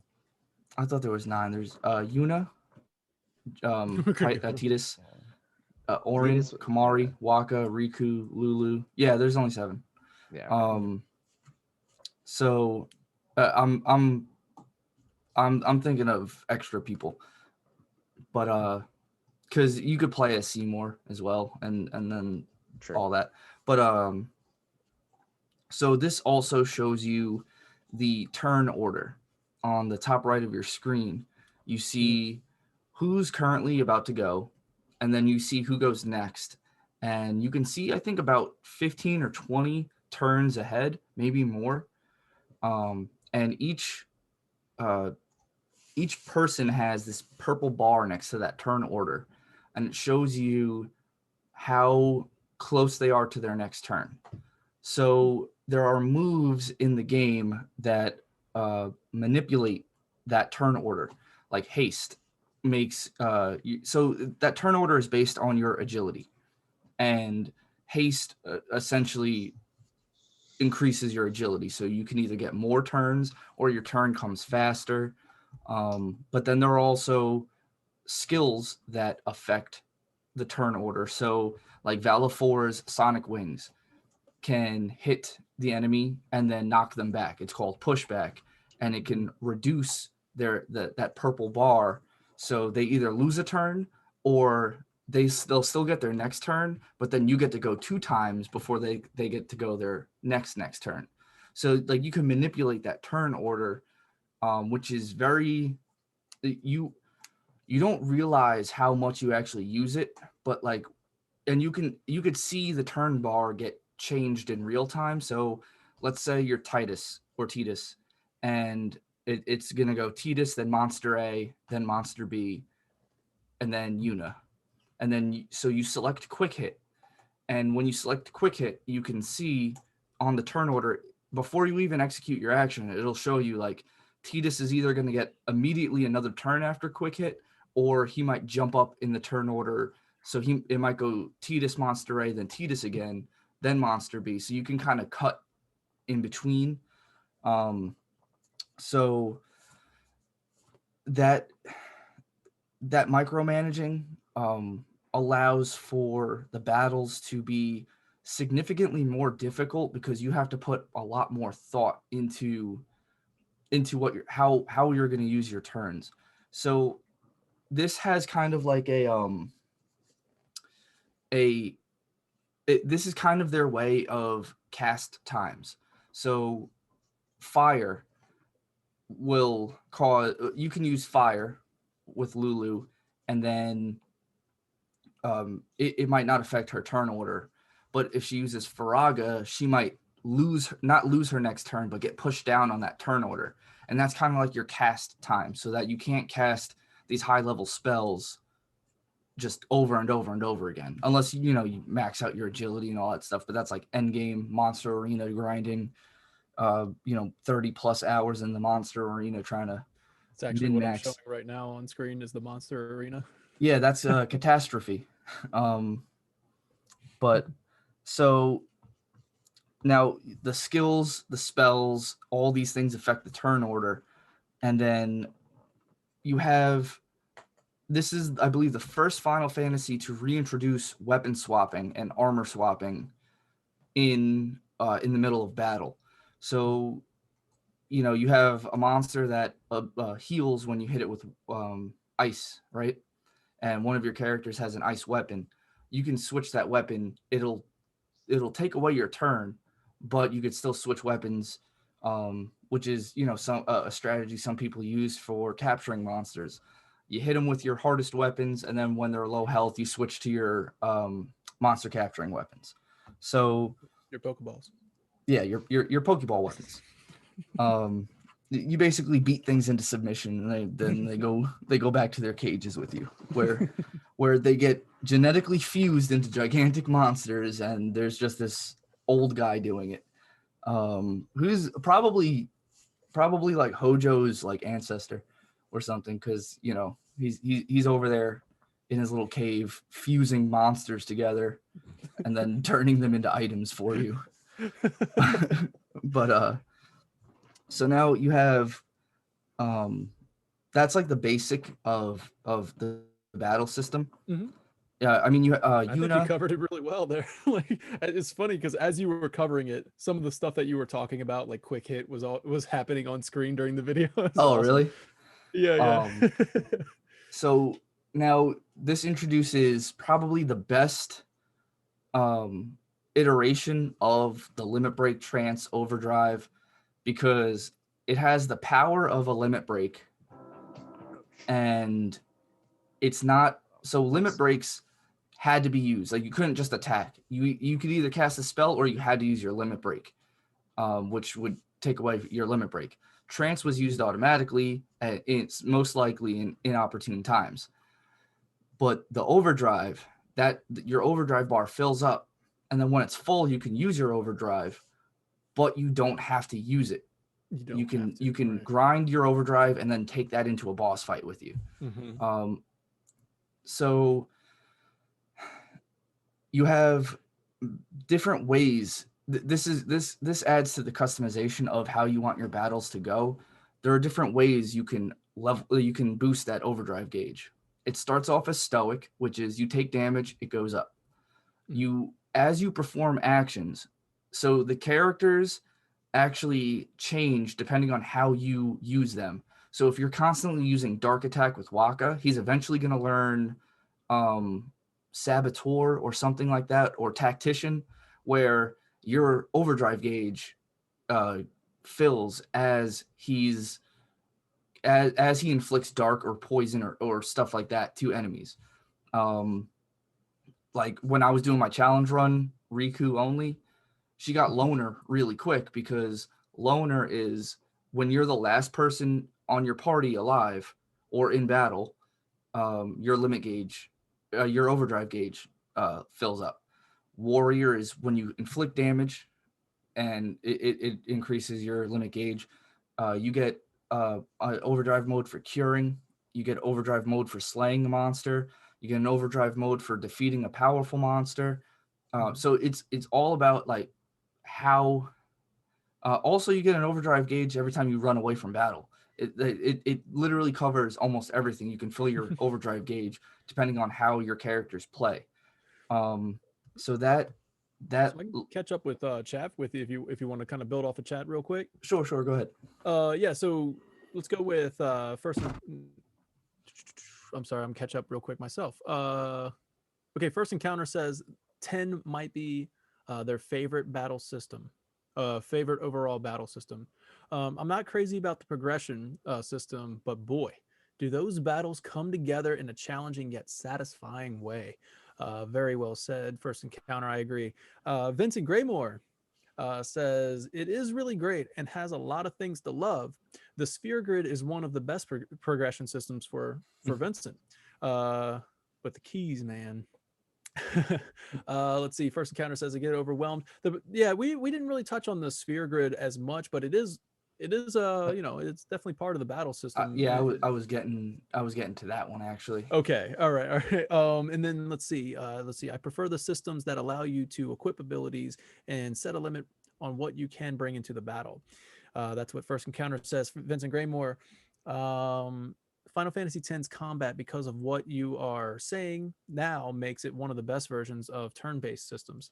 So it is actually the conditional turn-based. Yeah, it's basically a spin on turn-based. It's the only Final Fantasy that has conditional turn-based as well. Right. It is definitely its own take on the turn-based system, and the first Final Fantasy to go back to it since 3. So that's kind of cool. We go to, and I think it's the most strategic too. And I was gonna get to that too, actually, with the end game, with the super so bosses. Much to talk about with 10, and I think the fact that there is so much to talk about with 10 is why we're going to rank this really high. And we're going to get to the rankings soon. And then let's see. Despite it being a good turn-based system, a good leveling system is one of Final Fantasy's. A good leveling system. It is one of Final Fantasy games. I do not really enjoy the combat though. Have not really found the reason why though. That's coming from Vincent. But yeah, so basically we kind of get a little back and forth there. It's progression and combat kind of going hand in hand there, or maybe not going hand in hand for certain people. But yeah, if we're, Vincent, Vinny, if you want to if you want to kind of briefly touch on that, so we can get to the ranking of it, like the sphere grid and how it impacts the battle system and the strategy.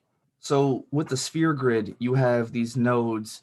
So you get XP, which they're called sphere levels, and these nodes are prefixed. So when you gain a level, you don't gain a boost to all of your main attributes. You go to your next node, and that node will it'll increase something. And then how it gets increased is either, like for strength, it'll go +1, +2, +3, or +4. +4 being the highest. And so your next level might not be what you want it to be.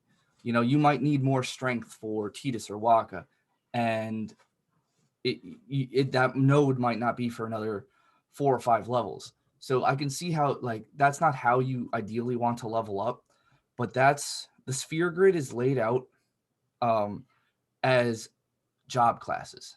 So you go through the sphere grid, and essentially you follow this path, and you see that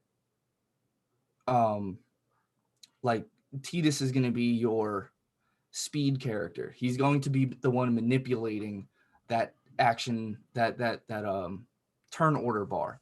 And then you have Yuna casting heals and everything like that. But you have key spheres that allow you to break into other job classes. You're not set in one role unless you want to be set in one role. So it gives you options. Now, what I think is great about the sphere grid is that once you get to the end game, if you care about the end game, once you get there, you can turn the sphere grid into whatever you want it to be. So you can actually delete with certain spheres. With a certain type of sphere, you can delete pre-existing nodes, and then with other spheres, you can fill those empty ones with strength +4, HP plus 400, MP plus 40. You can create your own sphere grid, which I thought was really cool, and then you can min-max your character stats that way. And so that lends itself to the difficulty of these endgame bosses, because Nemesis, the American version of Final Fantasy X, the ultimate boss is Nemesis. And one of his moves is Sunny Day, I believe it's called, or Armageddon, where it does 99,999 damage to all 3 of your characters. Almost as if it's an instant wipe. But then you have these high-level spells like Auto Life, or you create armor that has auto haste and all this stuff. It kind of saves you turns. And then you have the most OP Final Fantasy character ever, Riku, who can use her overdrive and use Hyper Mighty Guard. And it basically gives all 3 of your characters almost every single buff, including Auto Life. There's just so many ways to use the sphere grid to your advantage for these combats. I feel like the base sphere grid is good for the base game, and that sort of combat might not be great for you. But when you get to the end game, if you really like hard strategy, that's where you get to manipulate the sphere grid. And unfortunately, you have to fight Earth Eater and Greater Sphere like 800 times to max out your luck. If you're into that kind of grind, then it's definitely, going to be S tier for you. But breaking damage limit and all that stuff is not necessary for the base game. You can beat the base game without having to manipulate or break into anybody else's sphere grid. You don't really even have to do much grinding for it. But I think this is the first Final Fantasy that you actually get to control your own Aeon. So that pretty much pushed me over the edge for this, to put it, I think, above Final Fantasy VII Remake in S tier, because controlling your own Aeon kind of had that Pokemon feel for me. So I loved Pokemon. Well, that's not going to work out later on in the show, I don't think. It is not. No, because they try it again and they do it awfully. But I'm putting it at S tier. You're putting it S tier. You're placing it above Final Fantasy VII Remake. Correct. Now I'm I'm looking at chat real quick, and I do see that first encounter also has S tier. Aside from the sphere grid, I think they built within the combat was perfectly executed. This is what first encounter is saying, and I absolutely agree with that. I think Final Fantasy X is one of my favorite combat systems or battle system in Final Fantasy. Super strategic, everything that Vinny just pointed out. I mean, in the fact that we had that much time to focus on Final Fantasy X, it's just a nod to how great it is. There's so many levels of different strategies in conjunction with the sphere grid, the all of the above, man. So Final Fantasy X sits in S tier for me as well, and it looks like chat agrees, except for Vincent Graymore. He was kind of he's like, I don't know, I don't really know why, but it's just not, it didn't click with him, which is understandable. It definitely goes back to that turn-based thing. And then we got Baby Seal saying S tier as well. And then kind of touches on something that we're going to talk about next. He says, unpopular opinion, but 10-2 was also S tier. And for the record, I think 10 was overrated in terms of narrative. And that is that is another discussion that I'd love to have one day. We thank you for that one, Baby Seal. We'll talk about that. The fact that I want to talk about it right now, but I'm like, God, I don't want to go off track. I don't want to go off track. I have so much to say about 10. So much to say. There's so much to say. We were going to do a just like we did with 7, where we did a final podcast 7 special. We'll be doing a final podcast 10 special because I 20th anniversary. purposely named it Final Fantasy Xmas. All right, so we didn't, or Final Podcast Xmas. We didn't have an official Final Podcast 10. But anyways, because that one's going to be the celebration. Lots to talk about there. So Vincent says high A, and Reed, where do you place Final Fantasy X? I mean, I put it S. I mean, S tier. I think 10 has its flaws, such as my Zoom pick. But yeah. Some of the story elements I love and hate. It has its flaws, but man, the combat system, I love the sphere grid. I do. I love the turn counter on the side, which I wish we were talking about tactics, because it's also it's part of that.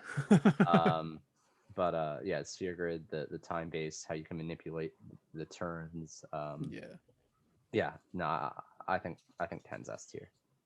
Yeah. So we'll come back to it later. But right now it's sitting in front of Final Fantasy VII Remake. I personally would like to argue for that, but we'll come back. We'll come back to it. Final Fantasy X-2 is next on there, and then we just heard that Baby Seal says X-2 belongs in S tier as well. But to kind of touch on it a little bit, it brings back a modified active time battle. So we're going back to active time battle instead of the turn-based system. We got skills, commands, spells, special abilities are all tied to the dress spheres this time around. And a character's stats and weapons are determined by the dress sphere as well. So it's a very big part of Final Fantasy X-2.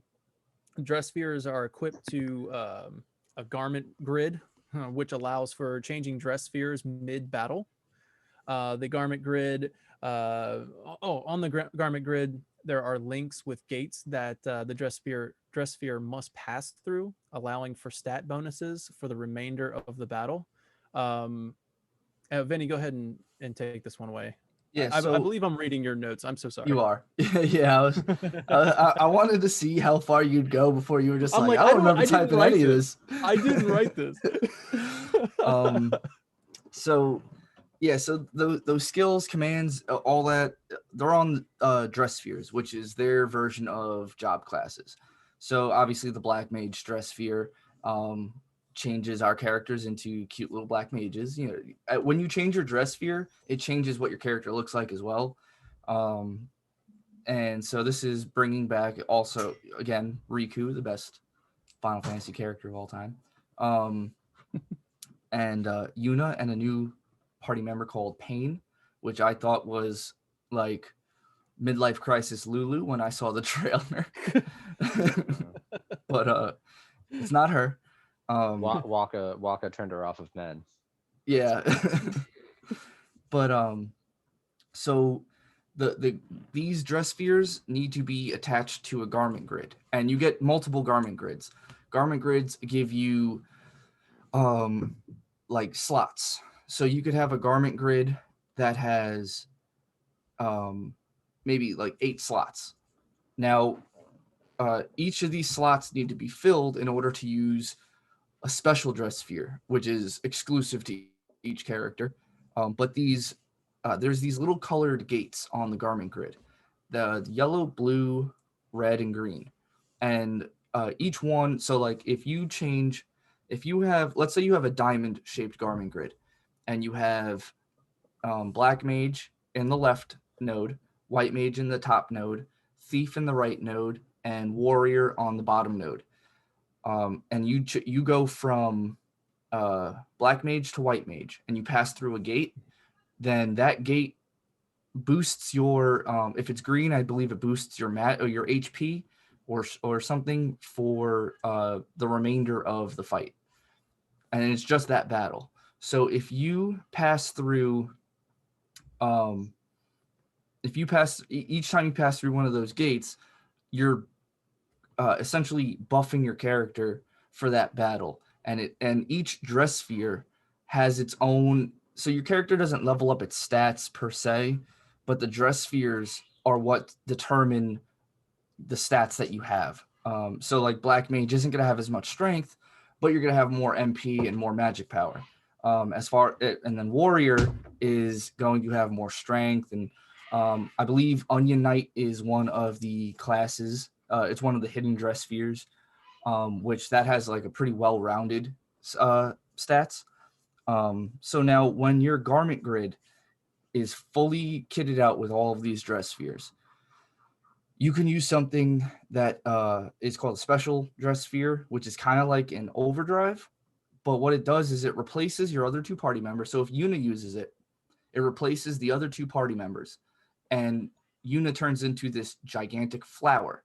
And so there's Yuna in like this giant flower, and then there's like a petal to the right and a petal to the left. That replaces Riku and Pain. Those also get its own turns and attacks and everything. Pain turns into this like giant sword, this giant chicken made of swords, and Riku turns into a giant robot, I believe. And these are really powerful. They have really powerful skills. Wild with this one, didn't they? Yeah, it was like a completely left turn there. Yeah, this is all why this is B tier for me.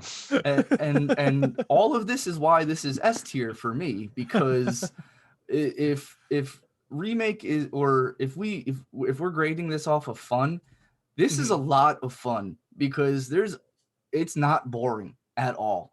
It's just so much. It's just so very much. It seems like a lot, but it's actually really simplistic once you get the hang of everything. You level up the dress spheres, and as you level them up, you can see what abilities you don't have and what abilities are coming next, and you can equip those abilities. Mm-hmm. So now this is a way to break the game, but you can set your cursor to memory, and this is one of the Final Fantasies where if you hold down X, you don't have to press. If you hold down X, it is like it's as if you're mashing X, but you're just holding it down. Yeah. So you can run into a battle with a fire elemental, and it obviously heals when you hit it with fire. You can have one person set to black mage and the other 2 people set to white mage, and have your black mage cast fire and your other 2 white mages cast cure. They level up in battle. It's not like at the end of the battle you get experience points. They level up in battle. So when you set your cursor to the skill or ability you want to unlock next, because you get to choose what you unlock next. So you set it and you choose. You do the black mage, double white mage thing, and you just tape the X button down, and you walk away for 30 minutes or 10 minutes or 15 minutes. they're fighting. They're still doing their thing. They're healing the fire elemental and curing themselves, and they're unlocking their next abilities. This is an easy way to become overpowered. If you just want to play through the game and have fun, you can do this and just basically max out all of your characters. And it's just, I found it to be a lot of fun. This would all be in the limit breaking extraordinaire pamphlet. Yeah, if you tape down your X button. So, but like the characters were fun. They were fun to fight. It was very cheesy. It was very corny. It's like getting together with your friends to watch B-rated horror movies, knowing that it's not you're not going into this because it's Final Fantasy VII tier storyline. It's just a lot of fun. Well, on that note, see what's so great about this is I'm getting together with my friends to talk about a B-rated combat system. I'm biased. Man, 10-2 didn't do a whole lot for me back in the day. I've tried to go back and replay. It just doesn't especially I don't know, like the whole Yuna with guns thing. Kind of or singing. Well, yeah, and then the giant chicken. like we could say she's like dancing in the battle right now. Final Fantasy VII's like so much fun for the customization stuff like that, not because Cloud turns into a giant sword chicken. Could you imagine I'm gonna stop you, Sephiroth? I mean, so their weapons and their armor are they are directly related to the dress sphere they're using. If Yuna's using, I forget what it's called, maybe Gun Mage, she uses guns. But that also, what is it called? I think it's Gun Mage. Gun Mage, right? Yeah. So Gun Mage, she uses guns.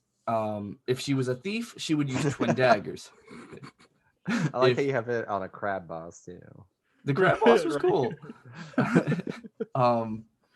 So if you don't want to see Yuna using guns, you don't have to use the Gun Mage dress sphere. Yeah, but that's that's the whole opening cinematic, or how they're selling it was with her with guns. All right. If we're gonna talk about the cinematics, I'm just saying how it was presented as a game. So when I go in, I'm just I was like, all right, well, Yuna's using it. She's in 10, she's like, Spear, I must save you with my staff. I'm gonna put these souls to rest. I'm Yuna, the good. And then it's like, yeehaw, mother trucker. Yeah. And then the opening cinematic is actually Teen Idol superstar Yuna. She's like, singing. My boyfriend died. I'm sad. I'm so sad. And then in battle, just dancing I just, man, it's B for me. So it's S for me under Remake, but it's Danny, S tier for me. Danny, you have a decision to make. I have it in A just because I was like, I'm going to drop it here for now. And then let's see. Okay, so Vincent says high A. Schrodinger's Baby Seal says S for him. And then let's see. Yeah, Baby Seal says it was just so much damn fun, and that was to Vinny's point. It was a lot of fun. I admit my bias. I agree that it looked kind of wacky, more for the fun, and that did not fit me either. But I do think it was a solid battle system, and that's coming from Vincent Graymore. His vote counts as 2. We're trying that. We're trying to base this off of the battle system, so. It's wackiness aside, and just complete. Just ignoring the themes, just completely giant chickens aside. Yeah, I thought that was fun. The giant metal chicken made of swords. Crab. But anyways, so right, so can we actually get an image of that up so people know what we're talking about? So of the giant metal sword chicken that Pain turns into, because I'm watching and I haven't seen that dress sphere pop up. All right, let me see if I can put that on there. And that's it's just what do I type in? Just chicken sword fancy Pain special dress sphere probably would get that for you. Pain chicken. No, that's not what I said. Purdue chicken. Pain chicken sword. Let's see what pops up when we say Pain chicken sword. If anything, Yeah, it'd be Pain Sword Chicken. Let's go. Let's go see what that. See It's what called that's up to. Brave Blade. There it is, right there. There's your chicken sword. Brave, yeah. All right, guys. So if we're gonna rate Final Fantasy X-2, I'm gonna leave it at A right now. I'm gonna leave it high A. And actually, you know what? We're gonna have to come back to this because that doesn't go above 7. No, I So wouldn't put it above 7. No. it doesn't go above 7. If you Yeah, guys we're if you definitely. guys are gonna put it in A, I don't think it's gonna go above 7 because apparently my opinion doesn't matter. Yeah, Vinny, you talk like everything you just said. Whatever, bro. No, you definitely you because of what you said, it is where it's at right now. We're saying 10 For twos above me, I 5? would have had this thing down. And this is the worst day of my life. What'd you say? Above 5? Oh, Do you have 10 to above 5? I mean, we're gonna have to come back to this, All but right. I agree with you because if it was me, this would be down here somewhere. So, Yeah. all right. So, Final Fantasy 11. Now, I mean, what to say about the first Final Fantasy MMO? I didn't Okay, play it. I played it for 1 month. Okay, that's about right for me as well. So, I guess we're not experts on this, but I think the fact that we only played it for about a month and gave up is probably due to the battle system, or like the lack thereof. Very basic. Like it's just Yeah. so basic. And this is like around the time when WoW was already out. And Mhm. at this point, in World of Warcraft, the problem with like old WoW is like there's almost like too many abilities, which of course now they've ruined. But we won't talk about that. But yeah, 11 was like the opposite, and it's something that we're gonna bring up again with 14. Just that it's pretty narrow. Like it's very repetitive. Yeah, I mean 11 is still a successful game, which is crazy to me that like it's remembered as like fondly and everything as it is. I mean, Mhm. but you're also looking at the time it was made and everything like that. It's tops B tier. Yeah, when it comes to the battle system in Final Fantasy, you said tops B tier. Tops B tier. Oh yeah, I'm kind of yeah. It's okay. So Don Tilhas says MMOs are difficult to rate here. Yeah. Valid for 11 and 14. I was considering not putting these games on the list, but there are battle systems in place here, and 11 is similar-ish Also, to yeah, like the targeting system and stuff in 11 is a pain as well. yeah. They isn't 11 is kind of what built kind of the foundation of 12, right? Ish. Somewhat. Yeah. So yeah, I mean it's kind of there, but I do agree. This is really difficult to rank, and I was considering not putting it on the list, especially since 11. I think we all don't have that much experience with full disclosure here, but I really didn't enjoy it. From what I played, and I will say 14 tremendously improves upon the MMO battle system. So 11 for me, I put it. God, I had almost put it on like C or D. Yeah, C is fine. Like it's a fine. It's C, fine, but it's just Okay. it's very basic. I didn't play Okay. it, so I'd have to take your words for it. Okay, that's fair enough. Okay, fair well enough. then it's S. It's above. It's So above it's 10. super S It's tier. it's gonna above go 10 above too. 10. It's above 10 above too. 10 too. You can Just- turn into a giant blade chicken. Oh yeah. Speaking of the giant blade chicken for Vinny, I do have it. Here we go. This is what Vinny was referring to. I'm pretty sure. This is some kind of metal chicken with a sword floating, a couple swords floating above its head. Look at it. It's got chicken legs too. It's got the. It needs to do some freaking squats. My boyfriend just died. I'm seriously crying our end. Crying. All right. All right. So we go to we're gonna go over to Final Fantasy 12 now. Final Fantasy 12. Now, Yeah, wow. recently, I know Reed has just played Final Fantasy 12 recently. So go ahead and take that one away. Oh yeah. So yeah, when I got 12 on PS2, I was not too taken with it right off the bat. I don't know, it just felt so weird. And honestly, like Vaughn's like spray painted abs will forever haunt my dreams. That's it. I'm done. Yeah.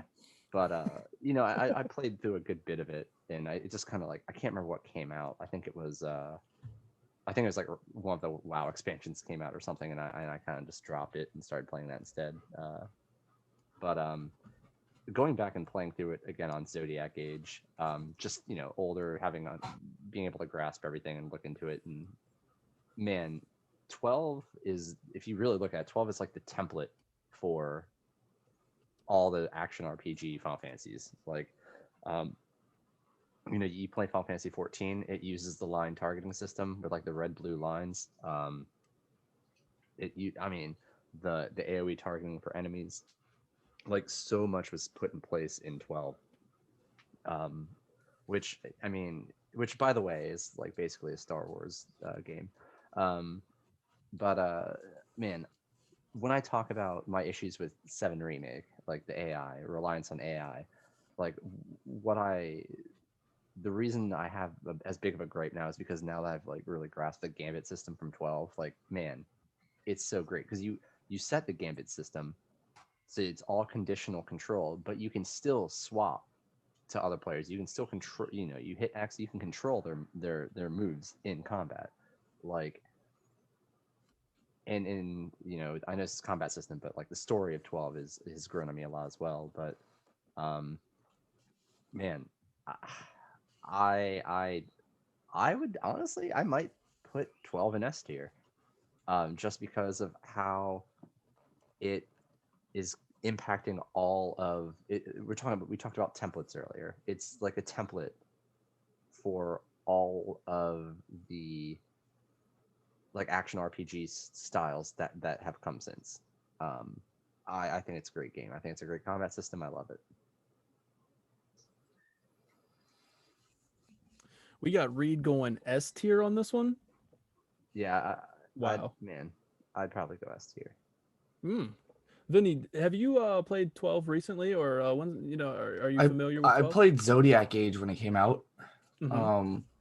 It's a big improvement, and like the dual job class system and everything is really great, and there's a degree of difficulty on a lot of the bosses too.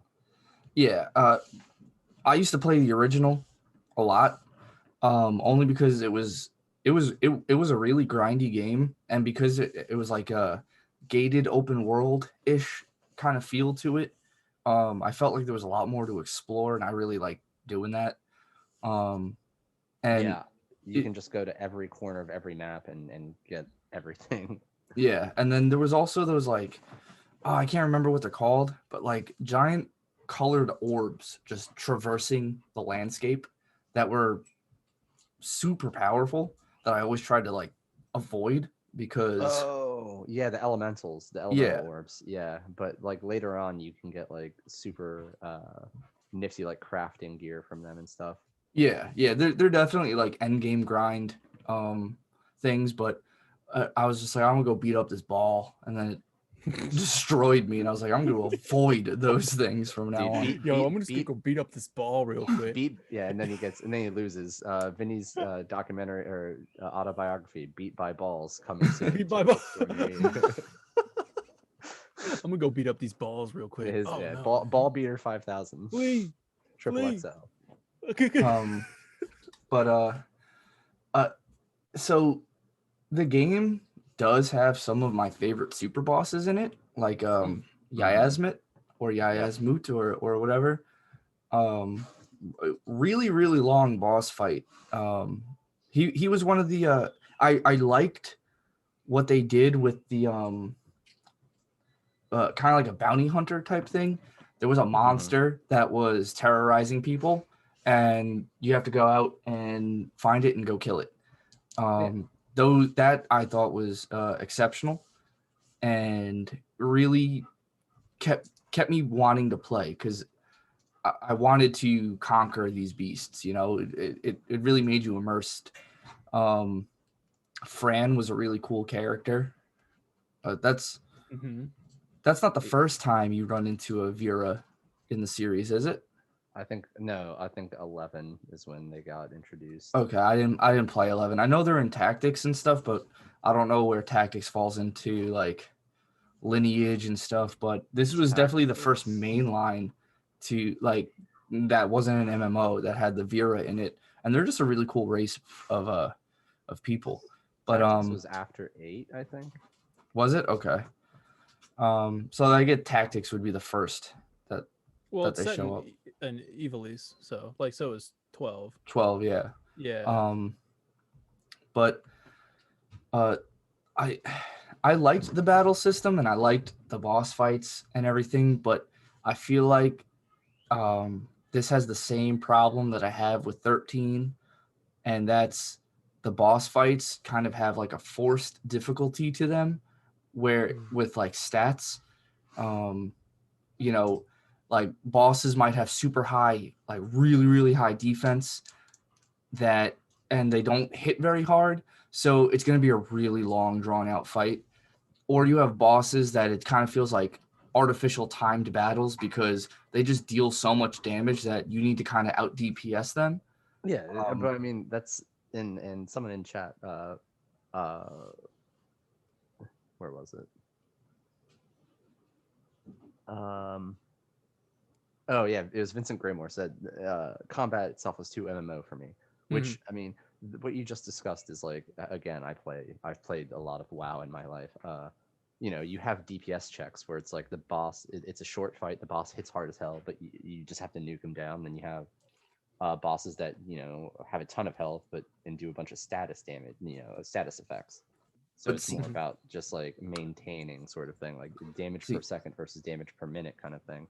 But it's yeah, like that to me, that like the stat check, that's just not difficult or anything. That's just do as much damage as you can has no strategy to it to me. And I like Final Fantasy because I feel like I feel like it tests my strategic abilities. Like I feel like I could be a war general now because of all the strategy that Final Fantasy requires. Only if I'm allowed to like use spells and stuff. A real life war, I wouldn't know what to do. But like if I cast spells, I think I'm good. It's just that video of that LARPing guy saying Thunderbolt, Thunderbolt, Thunderbolt, and then some like ISIS guy just caps Vinny in like the shoulder or something. Like Thunderbolt didn't work. Cure, please cure. He was wearing his thunder armlet. Oh no. But as far as rating, I was gonna put 12 in B. Oof. Sorry, Reed. We've now okay. reversed. We've reversed from 10 too. So it's getting interesting now. It's getting interesting. We were kind of in agreement for most of these, and now as we get to the later games, it gets a little more. yeah. I mean, I like MMOs. So I mean, the MMO hybrid does a lot for me. In Zodiac Age, in the original, and I think that's going to be something we're going to come back to in a future podcast when we do our full a Realm Reborn review, which we plan on doing that. We all have different experiences with Final Fantasy 14. So yeah, we're going to be coming back to that. The type of gamer that you are really affects. Like if you love MMOs, then obviously, 12 is going to work for you. So for me, I personally put this I put it in B. I think it's a solid combat system. I don't like MMOs that much. So that kind of puts I don't like that style. So that kind of brings it down to a B, but I do agree with everything that you're saying, Reed. And then also going over to Baby Seal, 12 was an incredibly sophisticated and rich combat system. It was unlike anything before it. The Gambit system was brilliantly designed, and literally every element was perfectly engineered. So why is it A tier for me? I didn't find it very fun until super bosses. And that's really good point too. Like the Okay, super yeah. bosses are where it starts getting, or I guess the end game bosses too. But like, yeah, the super bosses is where it really gets into the nitty gritty. Um, and then we have First Encounter says, I would say A tier for me as well. The Gambit system was awesome, and the progression system I enjoyed more than the sphere grid for some reason. The characters were the weakest aspect, and yeah, 100% Vaughn and Pinello are just So pointless. here's where I'll compromise. So Okay. I mean, if we consider 12 the original, and which was a very flawed game, versus Zodiac Age, I'm good with this in low A, but I'm going to touch on this again because I think it's necessary at this point. Okay. I originally argued that one should be high B. I think if we can put 12 in low A, but I think just if you look at what's next to it, 9, 6, or 4, Yeah. which are much more complicated battle systems than one, I think that we should have one in high B. Okay. Okay. There we go. Agreed. Top B is I fine. can agree with this. I can agree with this. I was going to go B, but I'm okay with low A. What do you think, Yeah. Benny? Yeah, I can accept low A.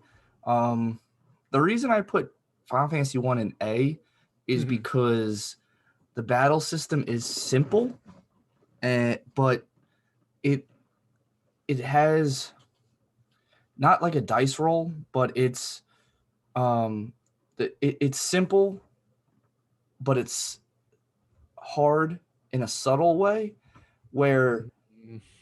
I'm it sorry. All right, go ahead. it's hard in a subtle way because Yeah, it's hard, but it's holding a notebook over its pants, so it's hard in a very subtle way.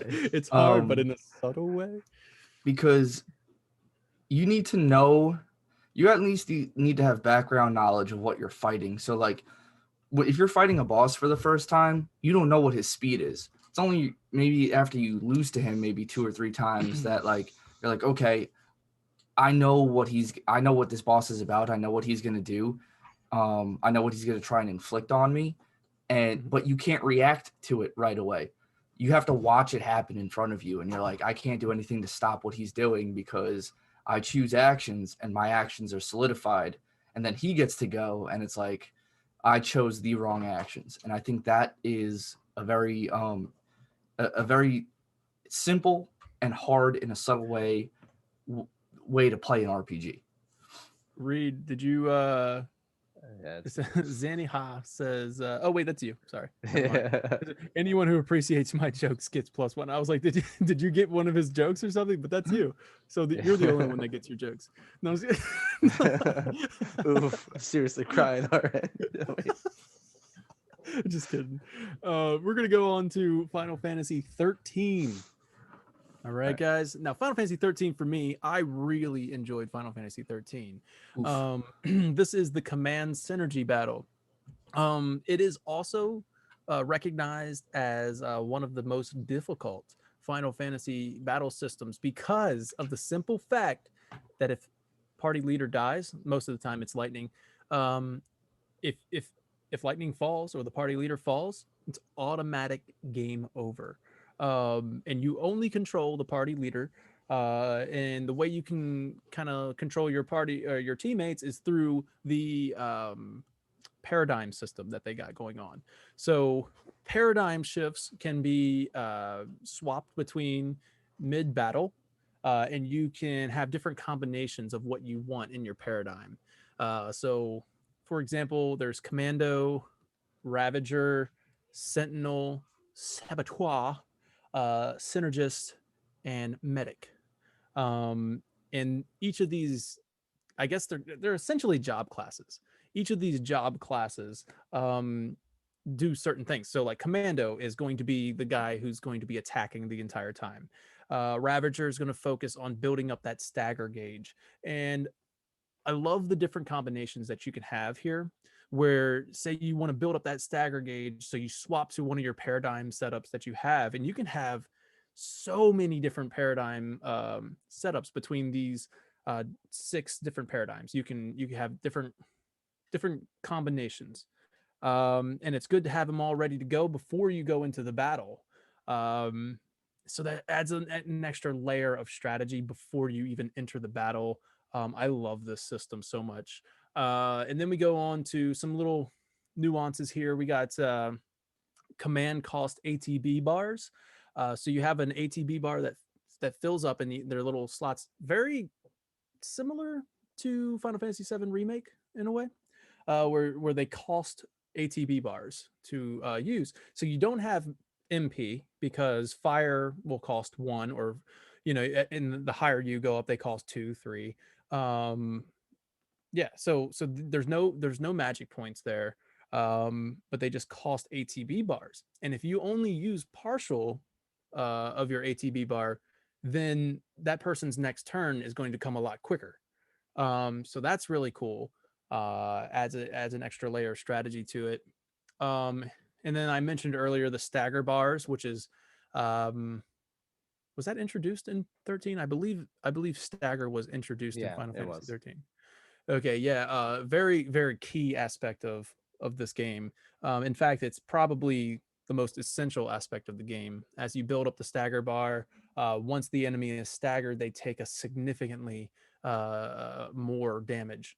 Um, so yeah, and then at the end of it, you do get a rating system at the end of your battle, which is the first Final Fantasy to kind of tell you like, hey, you get 5 stars for that one, you did really well, or something like that. So it kind of gives you an incentive to kind of chain together these cool combinations, and the animations are really fluid as well. So like if you go from attack, fire, ruin, and the characters doing these really cool like fluid animations of attacking the enemy. So I like that. I think this combat is very engaging. What are you laughing at, man? What am I animated? Huh? Yeah. So yeah, I really enjoyed this one. I'm curious to see what you guys think. So since Final Fantasy 13 for me, the combat is what makes me want to go back and play it. Obviously, actually think the story is pretty fantastic too. It's just the way the game plays it. Um, but anyways, I love like the linearity is what ruins it. But I think the combat is super fun. I think the story is great. But what do you guys think of 13? I think that if you play through 13 Hmm. in which you can do in one sitting because it's just so linear, Hmm. and you take a shot every time they say fal'C, lyc, or any variant of that word and hammer that into your brain, I think you die of alcohol poisoning by the second boss. Um, so that's my first opinion. Man, I bought I actually bought an Xbox 360 for this game. I bought the Final Fantasy 13 Xbox 360 when it came out, and Wow. when I first started playing it, I was like, "Oh, dude, like this is pretty sweet." Hmm. Um, and that's about where that ended. Like I wanted I wanted to explore. I wanted to do some more stuff. It was just kind of the combat system was fine. Hmm. Um, the story was fine. Just all in all, just like kind of a very meh game for me. I mean, Okay. that's just my opinion. Some of the boss fights were fun for sure, but like Okay. I just I don't know. You didn't dig the combat systems very much. Yeah, it didn't do a whole lot for me. So Every Go ahead. real quick to just chime in with chat. Let's see. Okay, so first encounter says didn't get far enough into this game for an opinion there, which is kind of an opinion in itself. Yeah, kind of like I didn't get far enough, so I kind of stopped. A lot of people did with Final Fantasy 13. But yeah, so we have Vincent Graymore saying that 13 was the only game I did a video on. So, but I would still not say that it's all that great. The lock progression through the story is not fun. That's true. There was that story lock progression system and the Crystarium system was eh. Yeah, Well, Snow does have a very punchable face. that's also true. And the fal'C and the Lissy kind of blend together. Hiding story and data logs is not great either. Yeah.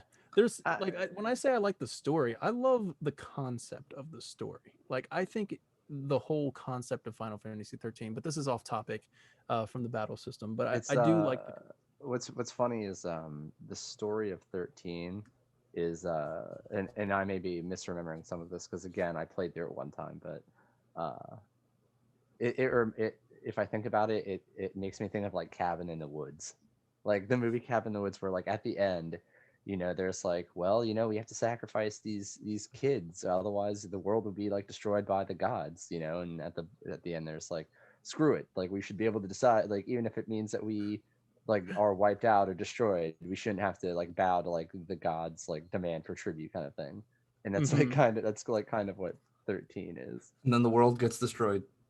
Yeah, I mean, it is what it is. So wait, hold on. So Final Fantasy Cabin in the Woods. You can find a fantasy cabin in the woods. All right. See, like, So everything man. that you said that you liked about the game, Daniel, is what made me not like the game. Okay.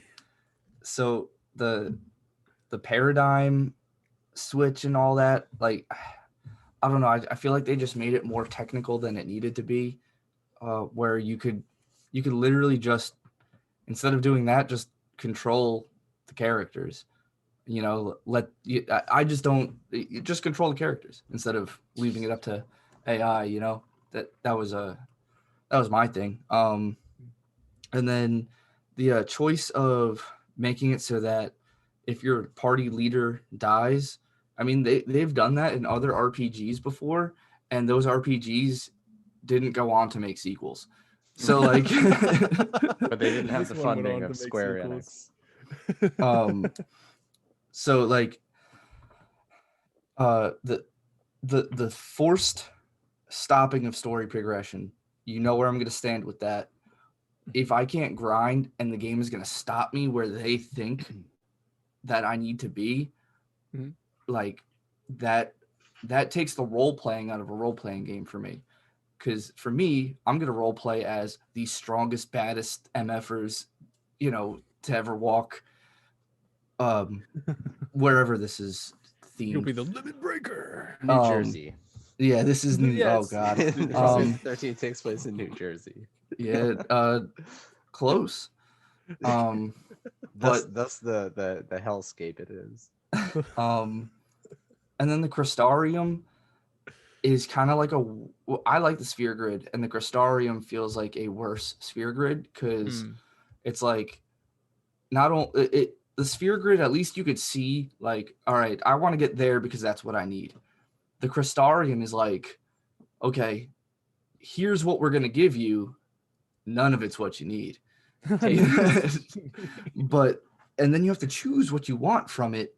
And then like the level key spheres is halted progression, but those don't affect your game until you get to the end of this, into the end of that character's sphere grid. Here it's, you need to beat the next boss, and then you can continue leveling up your characters.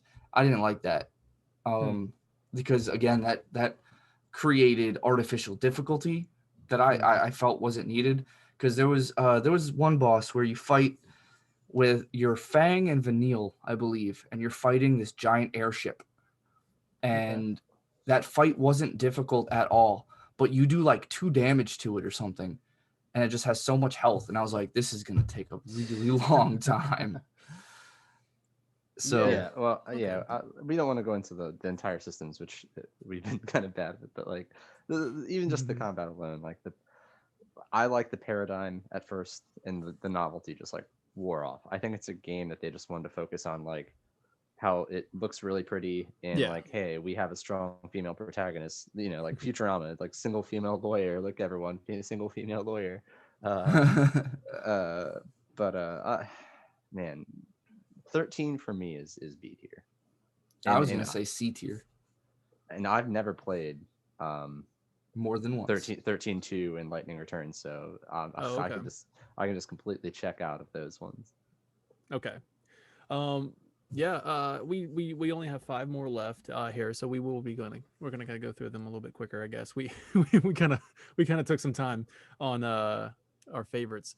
So Final Fantasy 13 for me, like I said, I mean, I really enjoyed it. I hear what you guys are saying, and the lock story progression and stuff like that really does kind of suck. I think what I enjoyed about it was how it was kind of the first Final Fantasy. I know 12 kind of did it to where it breaks out of that, you take your turn, I take my turn type thing. Where it does do that, but you're seeing more action on the screen. And I like that. I don't know. It looked pretty. It felt cool when you're playing it. And I know you said artificial difficulty. To touch on that, for me, I thought that it was just really difficult. Like, I enjoyed the challenge. Like, I enjoyed that challenge of where it was it did stop you from progressing. But I think that was the fact, that you couldn't become overpowered. You're not going to just plow through Barthandalo or whatever his name was, Barthandalus. Yeah, you're not just going to plow through this guy. um, I like that. It was really difficult. So I remember this game being a lot more exciting for me. But I do see that in chat we're looking at Baby Seal says that 13-2 and Lightning Returns had much better combat. We'll get to that in just a second. And then Vincent Graymore agrees with that. Vincent says high B tier. I liked Stance dancing around. He said above 9 at least. That's what Vincent Graymore says. I agree with Vincent, but I mean, I don't know. See, like, now this is where we get into the tiers are looking a little weird, because I agree that 13 should go above 9, but I don't believe that 13's A tier. So I like it in B, and since Reed said low B tier, but Vinny said high C tier, I'm gonna drop it right there. Is that all right? Low B is fine for me We'll see where because I don't have much sugar to talk about the next two either. Okay. So Final Fantasy 13-2. Now, we heard Baby Seal say that, and Vincent both agree that they think 13-2 and Lightning Returns has better combat. For me, and I think Vinny, I don't necessarily agree with that. So 13-2 brings in the Mog Clock mechanic. And this is where, enemies materialize on the field, and if you can get behind them and attack or something like that, it'll go into the battle with extra stats, a stat boost or something like that. And then we go on to also, it has something to do with, like, if they could see you, they'll like get times 10 speed and like rush right into you, and it's like, damn it. Where was he? Paradigm tune and leader change. So this one, excuse me. This one kind of takes a step back from the whole difficulty of, like, hey, if your party leader dies, it's game over. For this one, if your party leader dies, you switch over to the next human character. And I say human character because this game also introduces like a Pokemon-esque, gotta catch them all, train them, decorate them, and you can do special abilities with these monsters, such as Feral Links and stuff like that. Where like I think like button prompts come up and you have to press down, like you got to press certain, like up, down, left, right, or something like that. So there's the Feral Links. There's also weather is important in this game, which is kind of cool actually. I do like that. So if rainy, sunny, cloudy, stormy. If it's stormy, then only Seath roam the fields, which is kind of cool. So weather does affect it. What else we got? There's wound damage. So if the party gets inflicted with wound damage, it starts to drain that HP bar during the battles, and it can only be healed with items and stuff like that. So it kind of builds off of that command synergy battle system that 13 established.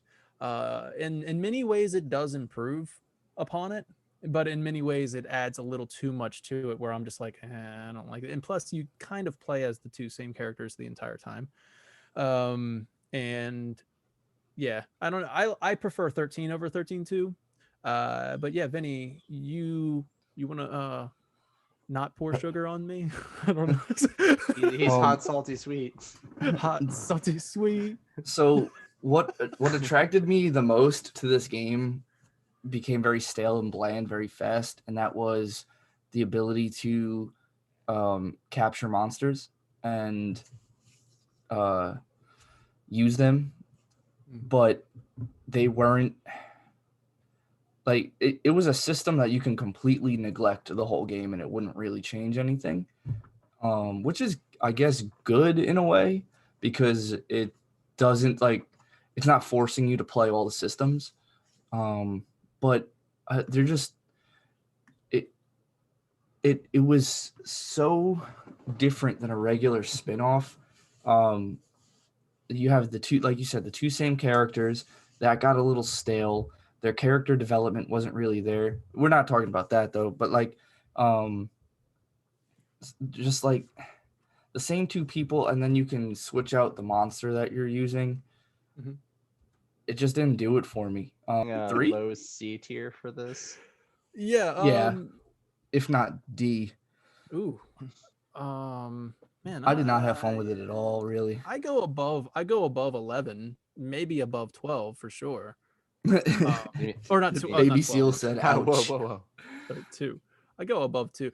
Oh, Baby Seal says, ouch. I had more fun playing 2 than I did 13-2. Well, The tower boss and the god awful. Oh man, don't make me say that word. Vercingetorix. Vercingetorix. Oh yeah, in SP rolling over in his grave. Yeah. Okay. So, here we go. I wanna shout out to Vincent Graymore, who commented on my on our recent podcast, who suggested this, wanted to do the battle system thing. So shout out to you, Vincent. I'm glad you're here watching along. And then also I saw the Night Sky Prince almost immediately after that, posting a all battle systems ranked thing, and Final Fantasy 10-2 or 13-2 was way up there on his list. And I almost, or was it number 1? No, it wasn't number 1. 10 was number 1. But yeah, so yeah, that was up there. So we go over to Lightning Returns. Okay, so Vincent Graymore says I would place it right above 13. Oh man, we're gonna come back to that in a second. Lightning Returns. So with Lightning Returns, this goes on. It's a kind of a variant. Let me bring this. Oh, hold on. This is Vinny's favorite. Still showing gameplay. My bad. So we have moved 13-2 right there in C. So Lightning Returns, kind of a play on the command synergy. But this is called Style Change Active Time Battle. You trying to more adjectives? Trying to steal her style? This is this is sort of this is sort of along the lines of the dress sphere, I would say, from Final Fantasy X-2. So these are called garbs that Lightning can wear. And these garbs that Lightning wears will have a different, or it will have one locked ability. And then you can kind of customize the other commands. Now, all of these commands are mapped to your face buttons. So there's no need to kind of go through a menu anymore. You can just you have them right there, locked to the face buttons, and you can move Lightning around the battlefield. So that's kind of cool. Engages the players a little bit more, and you get you do get the time bar that fills up, and it takes certain ATB bars, just like in the other command synergies. But this time, like I said, it's all right there on the face buttons, which is kind of cool. Adds a more of an action aspect to it, where you can dodge, block, parry, and then you can switch between your garbs almost seamlessly. Actually, yes, seamlessly. You just hit L, the shoulder buttons, and you can swap between your garbs. Another thing, monsters come out at night, more powerful. So weather and the time system comes into play big time for this one. So you have the Doomsday Clock, which kind of is probably the most essential aspect of this game. So the Doomsday Clock is kind of ticking down to the end of the world. If you lose in battle, you get penalized an hour from the Doomsday Clock. So you do not get a game over. You just get penalized in the overall Doomsday Clock. So this is kind of a way for the player to have a sense of urgency to get these battles done and do them well. Yeah, I think that kind of covers the new aspect. It's the garb the garb changes that really define Final Fantasy 13 Lightning Returns. Um, I think it adds a really cool action base to it. I really enjoyed it. It for me, it's sort of it is strategic, but it kind of takes away from. I thought the strategy of 13 was a lot more. You have more characters to kind of choose from. You have to kind of keep an eye on all your party members, but this one is a lightning adventure. So, what do you guys think of 13 Lightning Returns? I know Reed. I think you said you didn't play it. Um, But I yeah, liked it actually more than I liked 13. okay. It was So more yeah, fun. The I go ahead, oh, Reed. sorry, Vinny. Go ahead. 13 13 Lightning Returns, being able to switch through the garbs, and not getting exhausted. You, you could exhaust your garb, and you had to switch between them and let the cooldowns come back and everything. So there was strategy to it, but I felt like it was more fun than 13, and I think it was probably more fun than Final Fantasy 1, so I was going to put it above Final Fantasy 1 in B tier. Okay, that's fair. That's fair. And then also, I mean, I was gonna say, oh yeah, there's also a hard mode to this game, which definitely changes things up a lot as well. Let's just get a little bit of a visual here. I'd like to switch over to so that way, anybody who wants a little refresher on what this game's all about. Here we go. So for Final Fantasy 13 Lightning Returns, yep, we still keep the rating system afterwards, and of course I accidentally skipped through the video. But there we go. I'm gonna go Lightning Returns. You said better than 13. It's I it, will. I'll accept it. I'll accept it. What do you think? What do you think, Reed? What were you gonna say? I think it's been universally accepted by everyone I know who's played it that Lightning Returns is the best of the trilogy. Okay, I got you. But also, would you challenge Lightning Stoyle?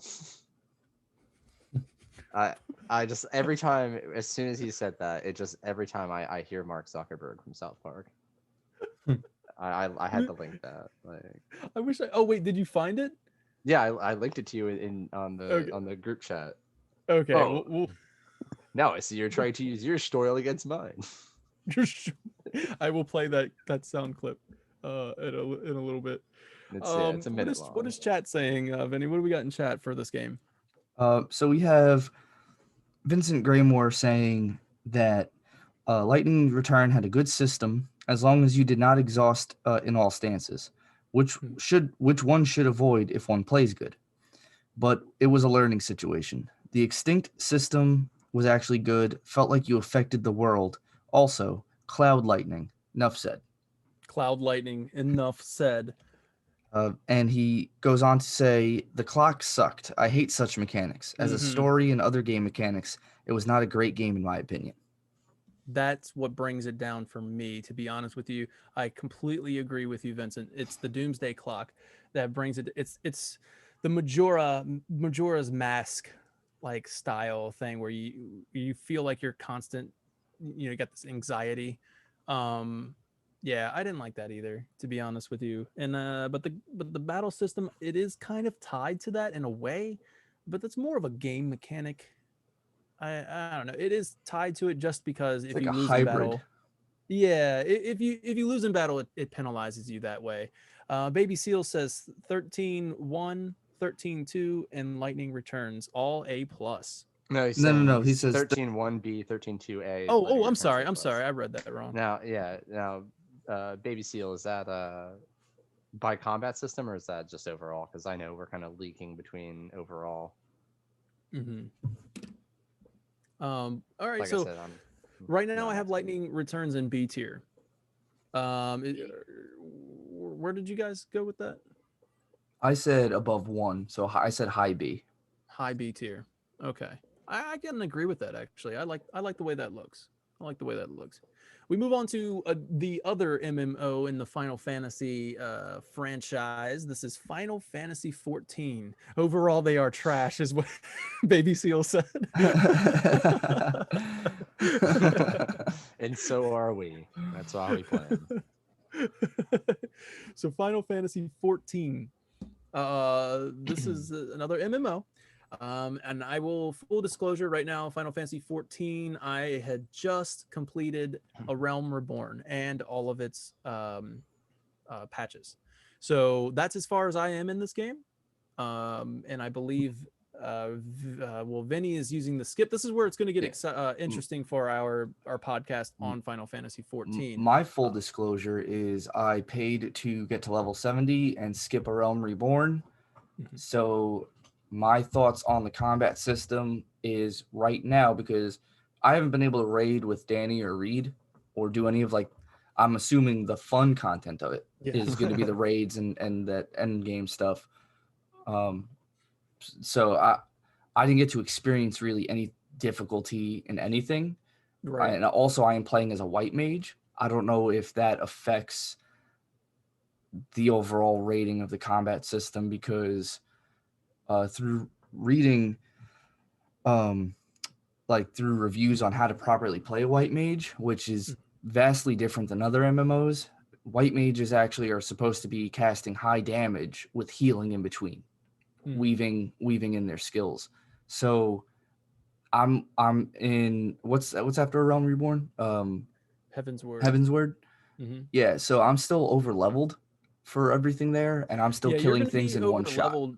You're gonna be over leveled, but it will level sync you to your important fights and stuff like that. So you're not gonna be like going in there and just, well, I can't speak to that, but I did mindlessly go through the entirety of A Realm Reborn, but I didn't even do a level jump. It was just so easy.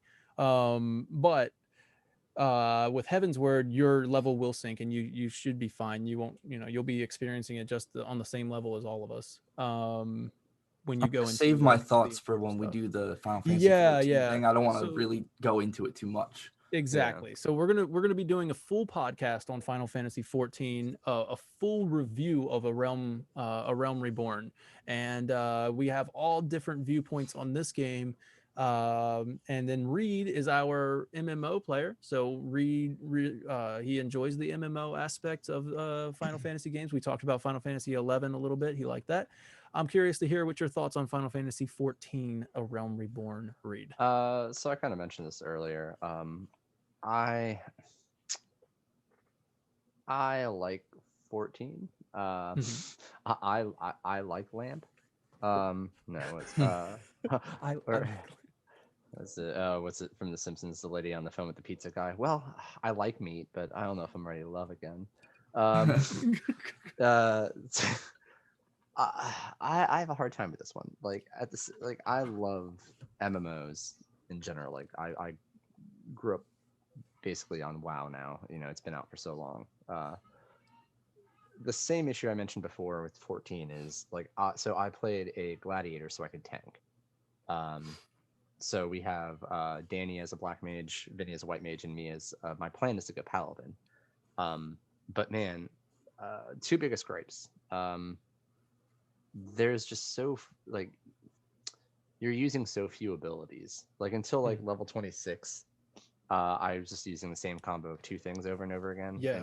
And if I'm tanking, I'm just mashing this one AoE spin cycle. Like I'm just a glorified washing machine that keeps aggro. And then I hit 26 and I unlock this third combo ability. But if my level sinks below 26, then I don't have it anymore. So it's like, okay, well, I guess I won't use that. So I mean, I know it opens up a lot. I just hit level 30, so I can unlock Paladin now, which I know is going to be a lot more fun. And I don't know if you disclosed this, but you are returning, so you've actually played A Realm Reborn before. Yeah, I played. Yeah, I played A Realm Reborn probably like 6 months after it first came out, like the Realm Reborn part, not the original 14. That was straight ass. Pardon my French. Yeah, I played as a dragoon, but at the time it was like it was pretty grindy. Or Lancer. Lancer is fun, but like I try to queue for Duty Finder and stuff, and it would take like 40 minutes to find a group Ugh. for anything. Nowadays, Mhm. it's like 6-7 minutes, which is great. Yes. And the dungeons are fun. I love tanking's fun because it's like all positioning. Um, Hi, are you able to put your leg behind your head? What? It's chat. Yeah. Sorry, that just I don't know. I Hi, just are saw you that. sure? How Will much you is that worth follow to if I you? do it? I said Yeah. probably. How much is that worth to you? Yeah. If you'll follow if I do it, I'll do it. Yeah, I don't know. I see a lot of the elements of 12 there. Hmm. I just haven't got to a point where I have enough abilities. Um, I like the dungeons a lot. It's a lot of fun. Tanking's a lot of fun. I just wish I was using more than like one. I mean, I use one ability in like my defensive cooldowns, so it's pretty easy. Very simple. I know it gets more complicated as it goes. So Yeah. as of right now, as of right now, it's a very pleasant MMO. It's very streamlined because the level jump is, or because they boosted the level gain from story quests and all that stuff. So I'm going through it pretty quick. um, but like what I see right now is it's a very serviceable MMO. And Yeah. and my understanding is that it gets better. So I mean, I would certainly go high B for Ooh. now. So Okay. I have probably the exact opposite of Reed. Um, You have too much, you don't know how to use it. Hold on one second. yes, because I didn't get a chance to intimately like I just got them all at once. I didn't get a chance to intimately use them like you're using them. Like you only have like one skill that you're using over and over. If I did that, then I would know like how to macro my um how to macro all of my things because I have so much and a lot of them look like they do the same thing. Like I have one spell that says it'll full heal you, but my Curaga spell also full heals me. And then like there's so I fell into this where if I hit something with arrow 4 or arrow 3, I forgot which I have, but if I hit it with arrow 3 or arrow 4, if the arrow damage doesn't like kill it off the initial hit, the damage over time is going to kill it. And so I just hit something and then it's dead. And then I look at something else and I hit it and it's dead. And I don't lose MP. I'll cast and instantly it comes back. So like I don't see any difficulty, but again, I don't have an honest opinion on it yet because number one, I skipped, and number two, I'm not up to where I'm way past where I should be. So I don't have a very good grasp of how I should rate it yet. I'm just going off of um, I'm going off of how I think how much fun my class is going to be. So I'm going to put it Yeah. probably low A, maybe mid A, because I feel like I'm being that my white mage is supposed to do damage, and then because I know I can cast a AOE healing area. Um, so when I learn how to weave and when I learn how to like cast damage and then heal and cast damage and then move and then like I have an ability where like so Reed is tanking um and let's say he gets like really low health or he gets stunned and he can't do anything. I can actually from where I'm standing grab him and pull him next to me and take him Mhm. out of the danger. So like once those abilities become like I'm actually going to start using them, I can see this being a lot of fun. So The battle system becomes way more fun when you get into a full party like or of 25, a raid of 25 well, people and yeah, stuff. full party or a raid of Yeah, I think it was even 25 or 20. four, like even like a Yeah. normal instances is more fun. But yeah, I mean, honestly, Vinny, for your problem, and I'll make this real quick because I know it's not what we're talking about, but like I would just make another character, make another white mage, like at base level, and just because I mean you can Hmm. hit level like 15 in like an hour and a half if Hmm. you just follow main story quests and just try that and just Okay. get familiar with like the core spells. It's Okay. it's pretty simple. And we'll expand on that Yeah, like yeah, our in our experiences during the Final Fantasy Yeah. 14 podcast because I have a yeah, lot to say about the level skip. Okay. yeah. Awesome. Awesome. I do believe that you will like once we start playing, I think you're going to catch on real quick. Mhm. For me, for Final Fantasy 14, I don't believe it needed 40 hours to explain everything to you. I think you'll get it down in no time. Final Fantasy 14 felt like a 40-hour tutorial to me. And then also Final Fantasy 14 for 40 hours or maybe even up to 50 hours. All I like, I was mindlessly playing through this game. So if Final Fantasy 14, let's just say full disclosure, we'll just say we're ranking Final Fantasy 14 a Realm Reborn. Okay, I was And just all gonna of its, say that. yeah, and all of its contents. Plus its like its patches and stuff. Now I have just freshly gotten off of this. You do start having fun uh after level It 50. exists.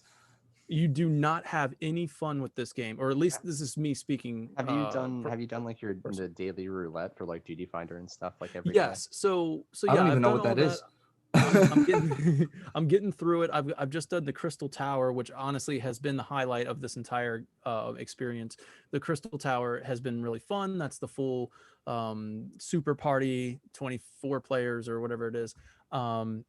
That's really fun. It still feels mindless to me though. I don't. I mean, I'm moving my character around now, which is new. Like for 50 hours, I literally all I had to do was go into the fight, Blizzard, fire, Blizzard, fire, and done. And because Blizzard restores your MP, fire, whatever, it's faster. You get a shorter time bar if you swap between the two. It just seems it's so mindless. And then when you get to the end game stuff, like when you get to the final boss, I had to move my character around a little bit to get out of his area of effects attacks. Sometimes the whole entire map starts to get highlighted, like get out of this area. It starts becoming like, hey, you need to move to this little tiny spot that's not going to blow up here in a second. Get out of the way. So you start kind of getting into that. As you were talking about with spell weaving and things like that, that's where it starts to become fun. I'm speaking from a black mage, and as a black mage, it's super, super easy. I mean, there is coming like if you're calling it spell weaving, I guess that's the correct term for it. But like speaking of that, If we're just doing like our own spell weaving, Reborn for what it is right now, I think C tier is perfectly fair because like yeah, same issue where like you're only using like 2 or 3 abilities all the time. But yeah. So if we go to Final Fantasy 14. I'm going. I know there's if you're a Final Fantasy 14 person, yeah, just stick with us. We may end up enjoying this a whole lot more, and this will go up higher once we get once we get into like Heaven's Word and stuff like that. For a Realm Reborn, I'm putting it at C. I'm if I had my way, I'd put it down here, maybe above 2. So if we're only doing a Realm Reborn, like I said, I skipped over that. But I will agree because even the beginning of Heaven's Ward. So I think I'm level 53 now. I mean 73 now. Okay. So even I can see how Heaven's Word would be like a Realm Reborn for me right now because everything is mindless. And aside, like I know we're just strictly talking about combat, but Yeah. I fell in love with being able to fly around and everything. Oh God. And then when I got into Heaven's Word and I had to look up like why won't my mounts fly anymore? And I realized it's because you have to do like there's like crystal events or whatever, and you have to do all of them for that map to be able to fly in that map. And I'm like, oh, I just fell in love with being able to fly, and I skipped it all. And so they're like, I mean, I'm able to fly, but what you're saying, once I get into freaking Heaven's Word, I'm not going to be able to. It's the same thing with WoW. Like every time you go into a new expansion zone, you have to do like a quest line to re-unlock.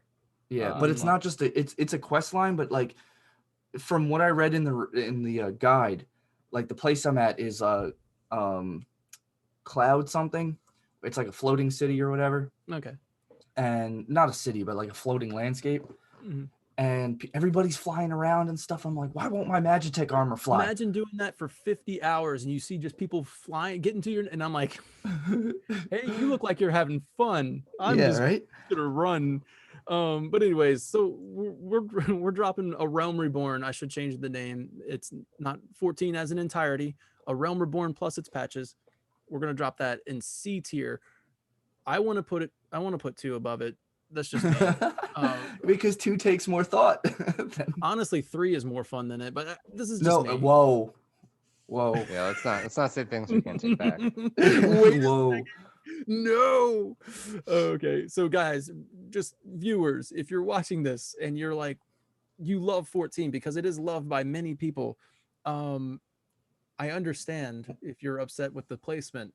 But this These is a guys Realm also just Reborn. aren't MMO players. When Yeah. you And as I an love MMO player, MMOs. yeah, and as an MMO player, I will be the first to vouch. Like, when you play WoW and you're like level like, 16 or something, you start doing dungeons, you have like a full spell bar and all stuff, Yeah. and you can, Oh, and yeah, yeah. even if you're only using a few spells, like you have like support spells, you have tons of things that you can use. Like in a Realm Reborn, especially early on, it's you literally just have like 2 things. Maybe it's Black Mage because I looked ahead too and I was like, the spells that I'm going to unlock don't seem like they're going to do much in the fact of changing up the way I play. Except position- leveling up the spell itself using Yeah, Fire 2 or Fire 3. Yeah, it doesn't look like it's going to change much. The new abilities that I unlock and stuff. There is one that I get next where it's going to make me cast abilities faster, which is good. But I think when you post this finished product, this picture on Yeah, Twitter or whatever, just you make put sure I a write a Realm disclaimer. Reborn. Yeah, you put a disclaimer saying, Yeah. disclaimer in all capitals with stars and everything. Do This is not hate us. Final Fantasy 14, A Realm Reborn, not the entirety. Direct all death threats to. Yeah. Yeah, Reed, what's All your right. email? You're right. We're going to go on to Final Fantasy 15. And now after we place this one, we're going to do a quick, just, comb over this and make sure we have it in order of how we want to rank it. Yes, we have them in tiers, but we will also put them in order and make sure that's correct. Final Fantasy 15, boys, we have finally made it to the Final Fantasy on this list. Final Fantasy 15.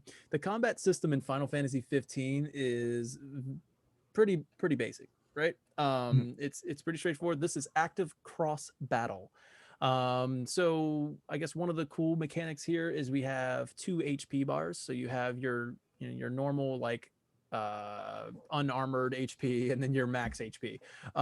So Noctis will enter danger mode if his HP is max HP or is normal HP. I don't know what to call him. I don't know if they call it in the game. I guess his armor. If his armor like falls down, he basically goes into danger mode, in which your friends can come over pick you up. But if your max HP bar goes all the way down, then you're dead. So if Noctis dies, it's game over. If you're, if I think you get a chance to throw a Phoenix down on yourself after you unlock the ability to do so.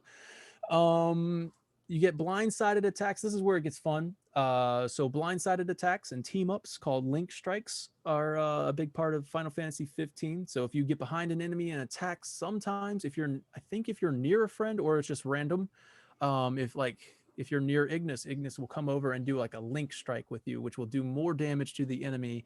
And you have to, it's like a button prompt that you have to press to activate it. Party members have techniques. So you'll be able to control your party through the techniques. Now, this is the base Final Fantasy 15 that you'll be able to do this. You can still do it in the updates too, but in the update, you're able to actually swap between your characters. They did an update where you don't have to play as just Noctis. So taking that into consideration as well.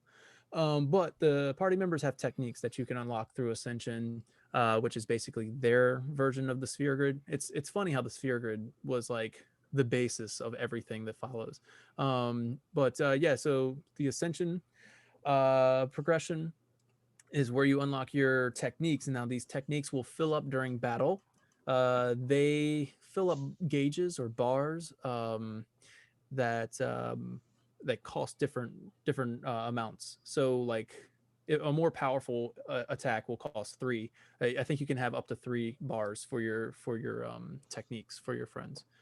Elemency is Final Fantasy 15's magic system. So just like in Final Fantasy 8, you draw your magic, but then you can take that what you draw from those draw points, and you can create concoctions of magic that they are expendable. Like you can run out of them. And then we go to party can revive you in danger mode. I already said that one. Enemies weakness. They have weak points. So that's kind of cool, or like weak to fire, and it also goes with the environment too. So like if you're on a lake, use Blizzard, it freezes the lake. It's kind of cool how it blends in. Let's see. You can manual parry, you can dodge, and then also a very important aspect of Final Fantasy 15 is the warp strike. So Noctis can throw his sword and then automatically teleport to that area. It helps you close the gap between you and the enemy, and keeps the style, the action, the fast pace, action style combat here. What else we got? Oh, you can also go to warp points. So that's how you can recover HP actually. Instead of using a spell or an item, if you see a warp point, Noctis can go up to that, recover his HP, and then go back down, and maybe even get an advantage attacking from above, get behind the enemy to do a blind side. So it opens up a lot of strategy within that.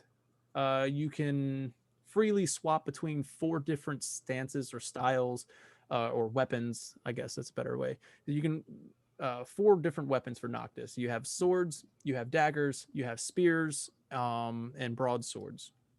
So 15, the original base game of 15, I guess that was their way of saying you don't need to play as the rest of your party, because Noctis can kind of do a lot of things. You know what I mean? Like pretty much everything.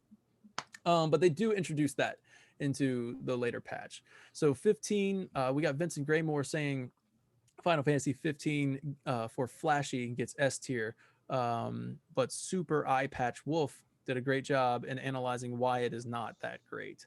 I have to check that out. I haven't seen that.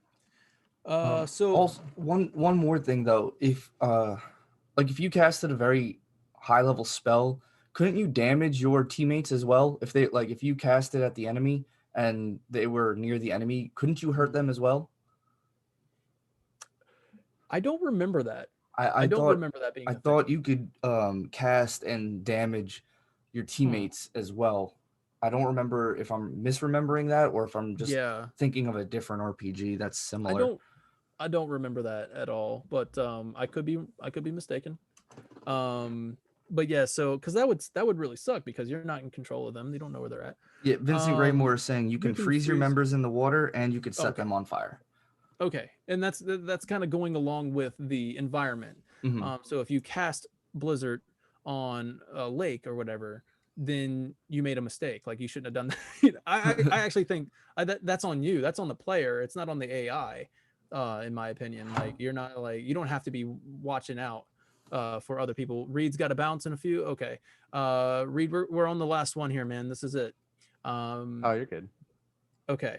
So that's I think that's on the player. Like if you freeze a lake, that's on you. I would consider that a dynamic environment, which honestly I forgot about the dynamic environment, so that kind of boosts it for me, because it's just another aspect you have to think of. And Yeah. also it's, I mean, we're talking about Final Fantasy here, so if we want to talk about realism, that should just go out the window. But like, if magic were real and I was in a lake and my jackass buddy decided to cast thunder on the lake, like, yeah, it's gonna hurt, like.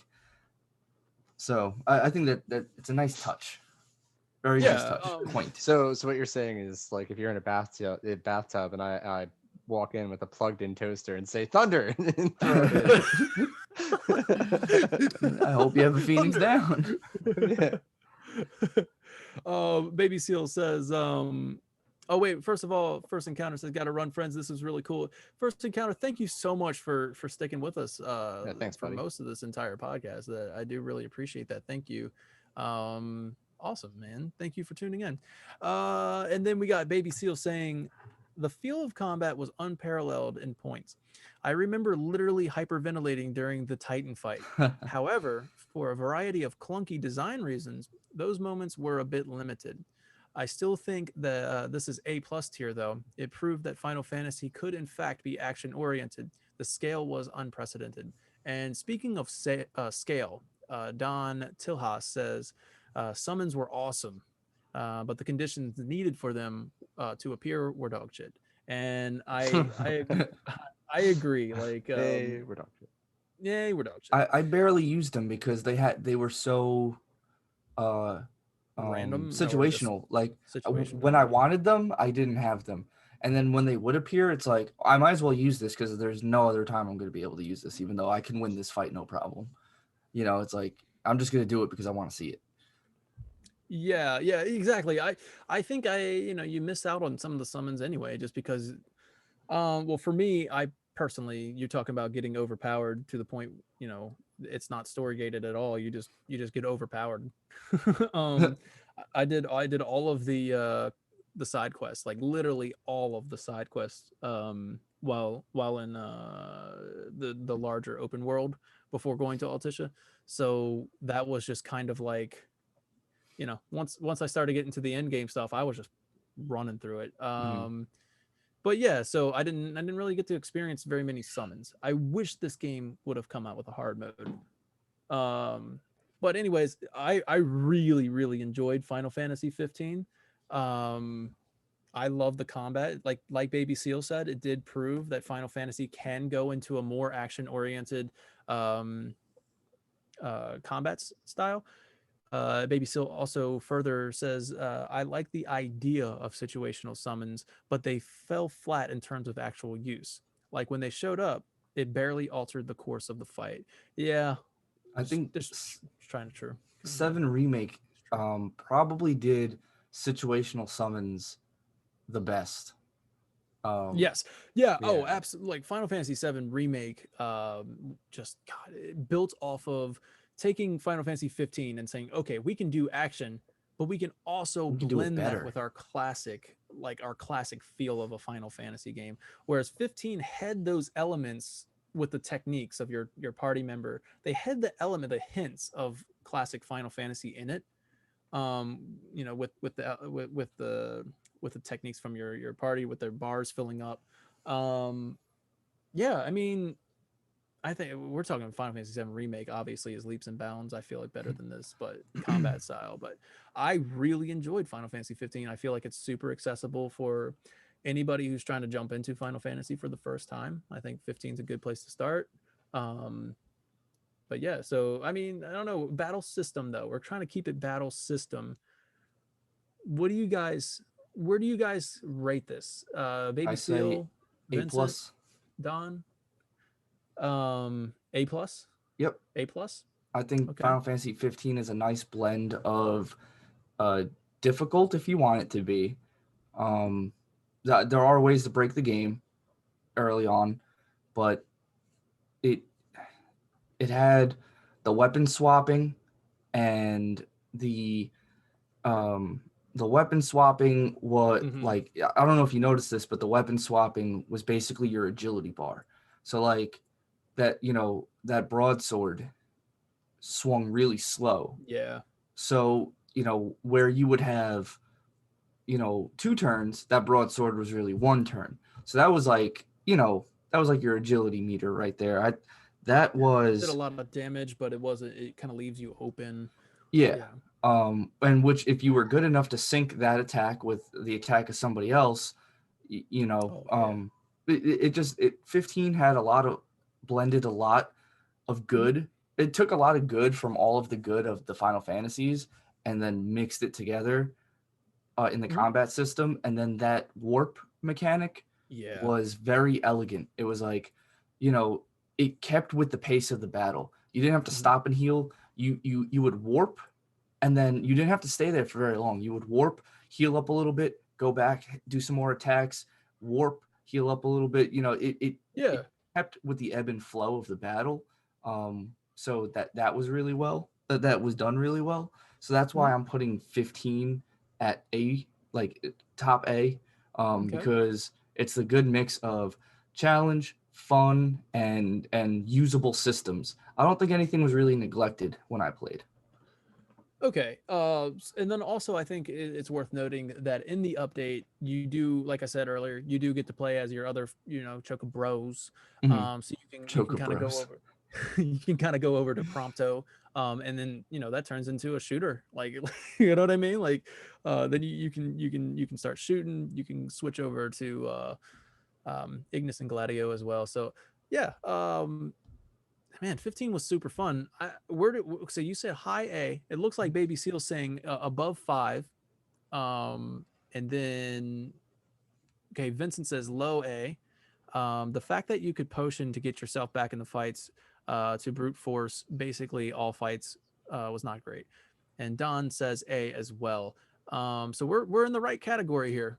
In the right category, and now it's time for the fun part. It's time to get these in Uh, order. I just All wanted right. to interject real quick for Yeah, something that absolutely. I forgot to mention about Final Fantasy VII, the original. Okay. This is, I would say this is part of the battle system, but real quick, the 7777 health bar thing, I thought that was an amazing Easter egg that I wish more Final Fantasies had Easter eggs like that in their battle systems, Hmm. because I thought that was just, the first time I ever found that out, I was just like, what's happening to my game right now? What's going on? It's just like everything's all rainbow colored and clouds like moving really quick, and he's just like attack, attack, attack, attack, and then something like hit him once and it did like 3 damage or whatever, but he died instantly, and I was like, I have a broken copy? Like what is Did going on? When you first discovered that, did it happen like naturally? So like you said, it happened It naturally. happened You didn't naturally. know about Yep. it. I did That's not awesome. make my character's health 7777. That's He got amazing. he got hit and it brought him down to 7777, and that's when it happened. And I was just like, oh, like what is going on? My game is broken. And it happened to In a Cloud good too, way. so that it was just like, you know, Awesome. and it So happened not his during my limit first literally ever broke, so I playthrough. guess it. Yeah, it didn't happen during my first ever playthrough. It happened the first time years after my first ever playthrough. And it's not Okay. something that, like, I don't like just go online and like look up battle Easter eggs. So it Mm. wasn't ever something that I really like found out about. Yeah, And yeah. then I found out about it while playing, and I was like, oh my god, this is That's so crazy. cool, man. That's so cool that you got to experience that like just naturally. That's so Hmm. cool. All right, so here's what we got for our rankings. Thank you so much for sticking with us for a 3.5 hour discussion. Oh my god, that's awesome though. This has been a lot of fun. I feel like we've gotten really detailed into these battle systems. We've gone into the nitty gritty. It's time to put these in order though, and then close out this show, this fantastic show with our fantastic viewers. Thank you guys so much for keeping active in the chat. Really enjoyed having you guys voicing your opinions throughout this. But now it's time to get louder in the chat. It's time to let us know if there's something out of order, that something needs to be changed, or maybe even drop or up a tier. You know what I mean? And Like, let us yeah, I'm know. gonna yeah. So fans, do your thing. I got to roll, fellas. All right, So Reed. Thank you All so right, much, bro. Reed. yep, fun All right. times, guys. I'll catch All you. right. See you, man. All right. So here we go. Final Fantasy X is S tier. Okay. Wait. Quick question before we begin. This is Vincent Graymore saying, just a quick question. Have you all seen Dead Fantasy, that fan made battle show? How OP materia can be in a general fight, although others do bring things to the table. No, I can't say I've heard of that. No, I'm never so Dead Fantasy. Check that show out. Yeah, that's something Um, I'll watch after this. Absolutely. Okay, here we go. So S tier, Final Fantasy X, 7 remake. Looks fine A to me. tier, Final Fantasy 7, 5, 10, 2, 15, 6, 4, 9, 12. B tier, 13 Lightning Returns, 1, 4 After Years, and 13. C tier, Final Fantasy 8, 13-2, Final Fantasy 2, 14, 11, and A then Realm in D Reborn. tier, A Realm Reborn. Thank you. D tier 3, Final Fantasy 3. Is there Okay, an F so tier? see that's the funny thing. Like I don't rank it even D tier. I feel like that's I don't know if it belongs in D I tier. I I don't want to call somebody's hard work a failure. So Right. Well, that's why I didn't put F. I didn't put F. I'm gonna respect them and say it deserves to be in D tier because I'm not a game developer or anything like that.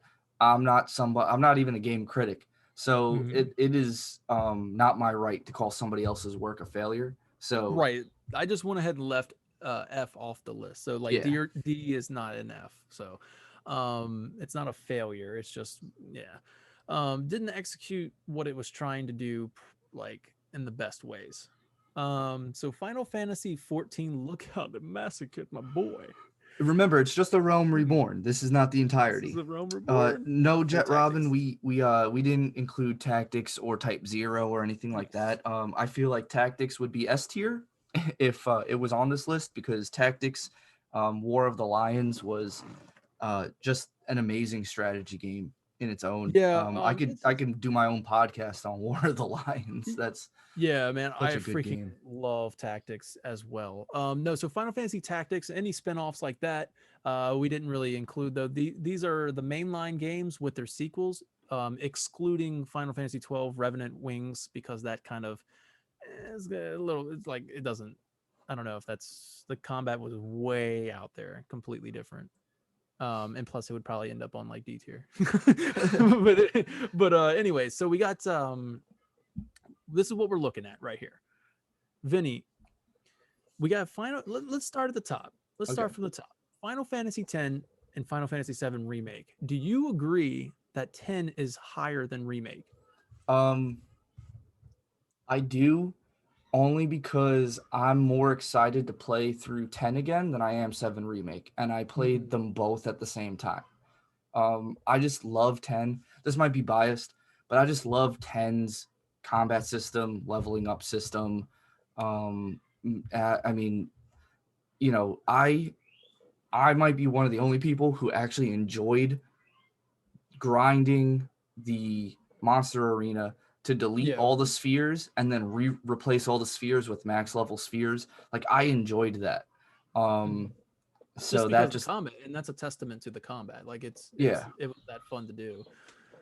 Um, for me, I would want to put 7 Remake above 10. And Mhm. don't get me wrong, they're both S tier for me. For 10, it's like super strategic, but you know you still got that turn base. It's still I guess it's just the type of gamer I am. I enjoyed Remake because I was constantly involved. I was constantly thinking about the next thing, and I didn't have time to like kind of sit still. Like I had to, you know, especially I'm referring to hard mode here. um yeah, like in hard mode you had to be on your toes the entire time, constantly swapping characters, constantly planning ahead, making sure you're, you know, keeping an eye on your time bars. Everything was so faster, and 10 was more methodical. You know what I mean? Have you ever fought any of the Dark Aeons or Penance before? In Final Fantasy 10, Yeah. yeah, yes, You fought yeah, Penance as well? Penance. Yeah, I remember the Penance boss fight for sure. You fight it on the airship and it's got the two arms. Hmm. So it's those fights that I grind up to because they're just a lot of fun. Yeah. That like feeling of impossibility. You have enemies that are meant to one shot you, so you need to utilize auto life and stuff like that. Or I'm not. I think the Magus sisters. Yeah, the Magus sister boss fight. They kill you through auto life. So you need to figure out. You need to be like, all right, who can I nuke down first so they can't use Delta attack? And it's like, you know, they're so hard, and my characters are so OP, but they still feel like, you know, pawns compared to these things. So I really like that combat system. There was no boss fight in Remake that Mm. challenged me to that point. Um, Even on hard mode. even on Hell mode. Oh, even on hell mode for you. Even on hell mode, it was just a little more methodical with Mhm. like obviously I died. I'm not saying I went through hell mode and Yeah, no, just I walked get through you. it. I still died. Yeah. But there were bosses in Final Fantasy X that even though I was so well prepared for, I still lost. And It's I was like like, oh, I was so methodical and just one little slip up, you know? playing a game of chess, I guess, for 10. Like whereas you're like, you're kind of like you're sitting back and you're like, okay, I'm like, let me see what I can do here. And when you get it, you're feeling real good about yourself. Whereas 7 remake is probably I don't know, the live action chess. I don't know what you're saying. But I will say this though, 10 did have a failsafe.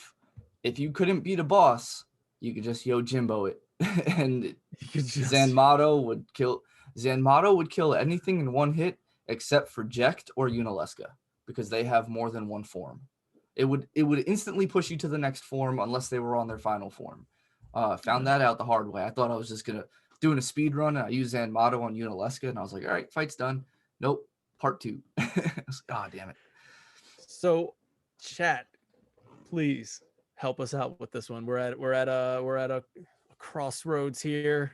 It's teetering on the edge. Remake over 10 or 10 over remake. And think about it. Think about the points we made, and the differences between the two. Let me know what you think. Moving So on to A tier. I like 7 sitting at the top of A tier. I like it third place. mhm. That's just me. I like third. Our I top know in your three. mind, I know you're in your mind right now, third place is S tier third place, not A tier first place. So Well, I mean, I'm trying to be a little bit, unbiased, to the full scope of the game. I'm being mhm. a little. I mean, if we're focusing just on battle system, 7 was just pure fun. There was laced with strategy and other things like that, but 7's just pure fun. Honestly, Um, the 7777 would put it in S tier for me.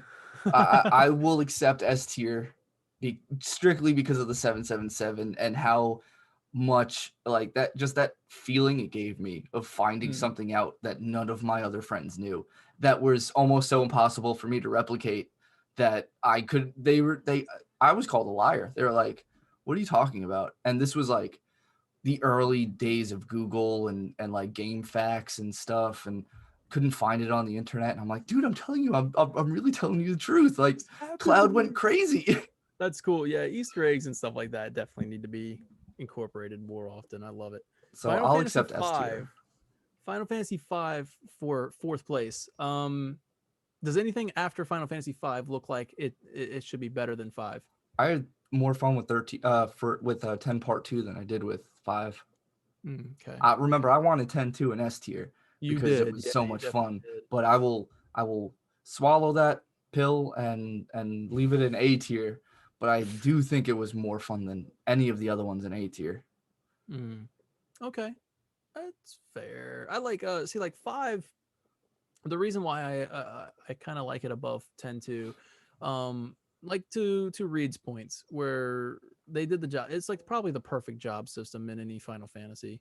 They did the jobs the best out of any of these games. I think 13.2 did the best. If we're talking about like being able to change your jobs, because there are Final Fantasies where you can't change your jobs, so you don't Yeah. consider those the job system, right? Okay. Yeah. Well. Okay. Yeah. Yeah. I got you. Because like in Final Fantasy 14, I'm a white mage, right? Yeah. I can't do anything about that, so I don't consider That's that a cool. job system. You know what I'm Yeah. saying? I feel like a job system has to do with being able to You change your job if you want you to. can. I If think you you can can change change. your job. No, You can no, change. I know.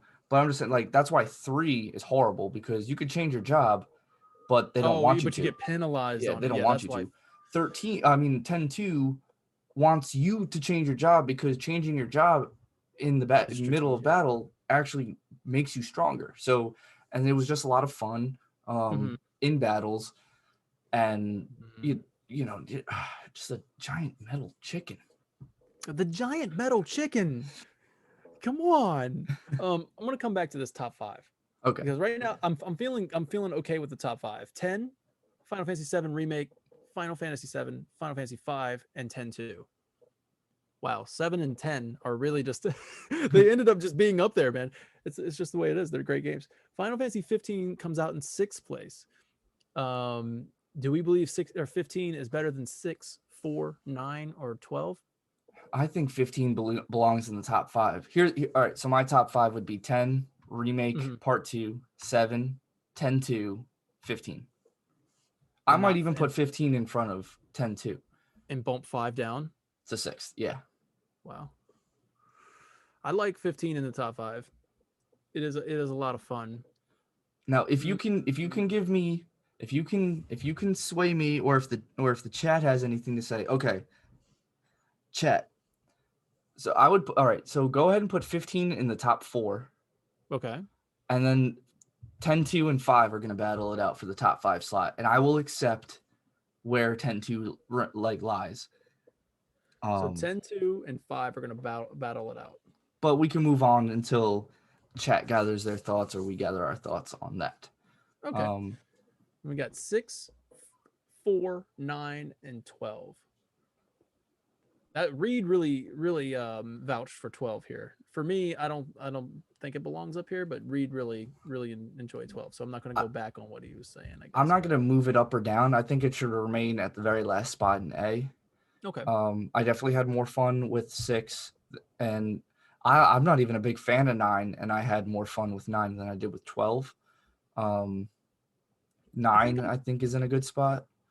6 Do and you think 4. it's better than 4? Yeah, maybe 6 and 4 can switch. I mean, because 4 was a lot of fun, but the 6 animations. 6 had so many swaps. That actually both kind of did swap the main characters a lot. And I thought I killed Cain. I was so happy to find out I did not kill Cain. That would have been an Easter egg. The rest of the game just doesn't happen. Right. Yeah, so I don't know. I like 6 up there because of the fact that they can swap between so many. Vincent Graymore says Final Fantasy 15, you can hold the button and run and fight without dying or without doing anything. This is very true, especially once you start becoming a little more OP. I know you said to let these two battle it out, but I'd almost like to see these two battle it out, because I'm going to go ahead and agree with you on the fact that 10-2, I'll put that above 5. 15 and 5. That's where I want to let those two 15 battle it and out. 5 will battle it out. And we know where Top 5. 15 seems so too high. multiple people are saying 15 seems too high. And now just because of that action, if I remember correctly, Don. Oh no, it was First Encounter. Don, have you played 5? And we'll let him answer. But yeah. 15 so we'll let those high. two battle it out. Let's move down to B tier. B tier. Final Fantasy 13 Lightning Returns 1, After Years, and 13. 1, I almost want to like maybe bump that down. After Years, I liked that, but what do you think? You didn't appreciate After Years as much. No, I didn't. I did honestly. All right, so After Years, that expands on the story after what happens in 4, right? Yes. It was all right. Okay. I would probably put it ahead of 1. I love 1, but just because 1 is the basic of the basic, and I like that. That was fun for me. But there's other than what I said about choosing your actions and watching it play out, it doesn't have much flair aside from the spell flare. Then I got you. Yeah. So I can see After Years being ahead of 1. And on that fact, I'd almost want to put 13 in front of 1. I really did not like 13. All right. I mean, I go with what you're saying because I know you really appreciate Final Fantasy 1 so much. For me, I could argue that 8 and 13-2 are more fun and more strategic than 1. Like I would almost say that 8 and 13-2 could go above 1, but I don't want to. I'm not stepping on any toes because I know you really appreciate 1, and we went through all of this in the show. So if 8 and 13-2 are gonna go above 1, then I'll accept that as long as 1 goes down into C tier, because I really don't think that 13-2 belongs in B tier. All right, we'll drop that down, man. One has, oh, how the mighty have fallen. One has kind of fallen down a little bit here. Yeah. I mean, it's just the nostalgia. It's the appreciation of what one did. Mhm. You know what I mean? I mean, it set the pace for the rest of the series. Yeah, but when you look at these other games, you're like, I don't know, man. I mean, 13-2, as much as like the whole Pokemon aspect of it, it was still engaging, like really engaging. And I didn't beat it because of I was just you like didn't beat it. I Well, that's didn't probably why you didn't know about the Bahamut thing. I think that's the final boss. I knew I about the remember. Bahamut thing because was that the final boss? I don't know. I'm gonna be Because honest with you. I played it. And it came I out got and up to the Bahamut thing and I was like, I saw the 3 Bahamuts and I was like, I really don't care. I yeah, the don't care. I'm gonna play story. Final Fantasy X again. Yeah. Baby Seal says his top 5: Final Fantasy 7 Remake, Final Fantasy 10, 7, 13-2, and 15. It's a lot of numbers. I'm sorry. Trying to get that right. And 15. So he has 15 in his top 5. Vincent Graymore, it's hard to evaluate the first Final Fantasies. It was like playing a tabletop RPG, and people that did get into Final Fantasy because of 7 might seem very sluggish. It might seem very sluggish and slow. This is a really good point. Like if you're more of a modern Final Fantasy gamer, or I guess modern, I say that as if Final Fantasy 7 is modern. Yeah, if you're if you're old like me and you're in the 30s, then I guess Final Fantasy 7 is where you start. But yeah, so Final Fantasy 1, I agree with Vincent. I'm gonna go with 1 below 13. I'm gonna put 13-2 there. I'm gonna agree with no, I'm not. I'm not gonna do that. I'm not gonna do it. 2. Yeah, 2 made me stay on my toes a little bit, so I can't even say A Realm Reborn should be above that. Even during the Crystal Tower, like even during that, we never wiped. Super easy, barely an inconvenience. Those quote pitch meetings. But anyways, it was really easy. Even though it's pretty to watch. So we got 11 and 3. For me, I'd put 3 above 11, but hey, who am I? Like, you know. I mean, I didn't play 11, but 3 was accidentally hard. You know, Yeah. without the res sickness, it would go above 11. Even I didn't play 11, so I really don't have a dog in this fight, but like Yeah, I guess you're right. 3, that res sickness, and then when I switched and I was just like, oh my god, I can't. This is horrible. I'm gonna switch back, and then it made it worse, and I was like, what? How do I fix this?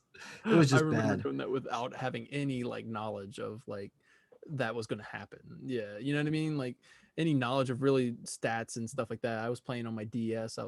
It, came out a long time ago, and I was just like, I didn't care about all that. And then when I switched my jobs, I was like, what? And well, let me. So 3 didn't come out for America. Instead, we Until got DS. Mystic Quest, right? Yeah, because they thought that we weren't smart enough for 3. We weren't smart enough. Which they might be right because we all hate it. So because when 3 came out, we were like, wait, what? yeah, it was Mystic Quest, which was like so brainless. Yeah. That I think 3 would be above Mystic Quest. Oh man, you know what's fantastic about this evening, or this entire basically 4 hours, is that Chad has stuck with us, and I really appreciate that. I hope you guys have enjoyed this ranking. Last chance, guys. Last chance. Does this look good? Does this look good, chat? Thank you guys so much for sticking with us throughout this whole thing. And if you're watching on YouTube and you're watching this entire thing, give yourself a pat on the back and then give us a subscribe, because if you watched us for 4 hours, then you should be subscribing to us. I don't know. Yeah, you're hooked in. Yeah, same goes for Twitch. Yeah, so you should be following us. So thank you for everybody who did follow during the stream. I really appreciate that. Thank you guys. To elaborate on that, we are doing the giveaway of the music box.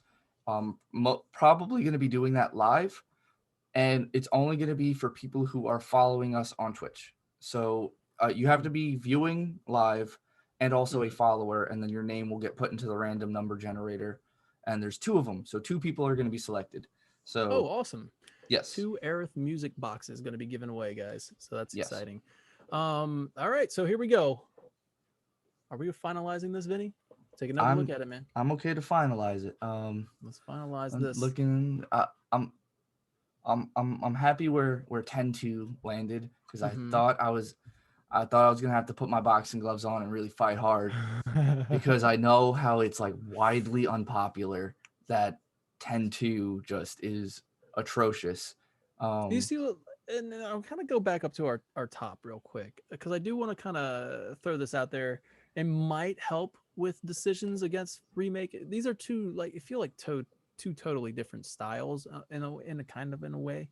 But Remake did have some flaws where you would input like a limit break, or you do your limit breaker and completely miss. I hated that. Yeah, and that was kind of a flaw that really, I mean, if I had to think of any flaw, that was probably it. I love the combat so much, but yeah, but like putting in that limit breaker and then completely missing was just, but anyways, but 10 didn't that have, limit break, I feel like 10 didn't have any flaws. Like that's why I put it up there so high. Like I don't feel like 10. I think it executed everything that it was trying to do flawlessly. As far as battle systems, you're saying, right? Yeah, as far as battle systems. As far as battle systems,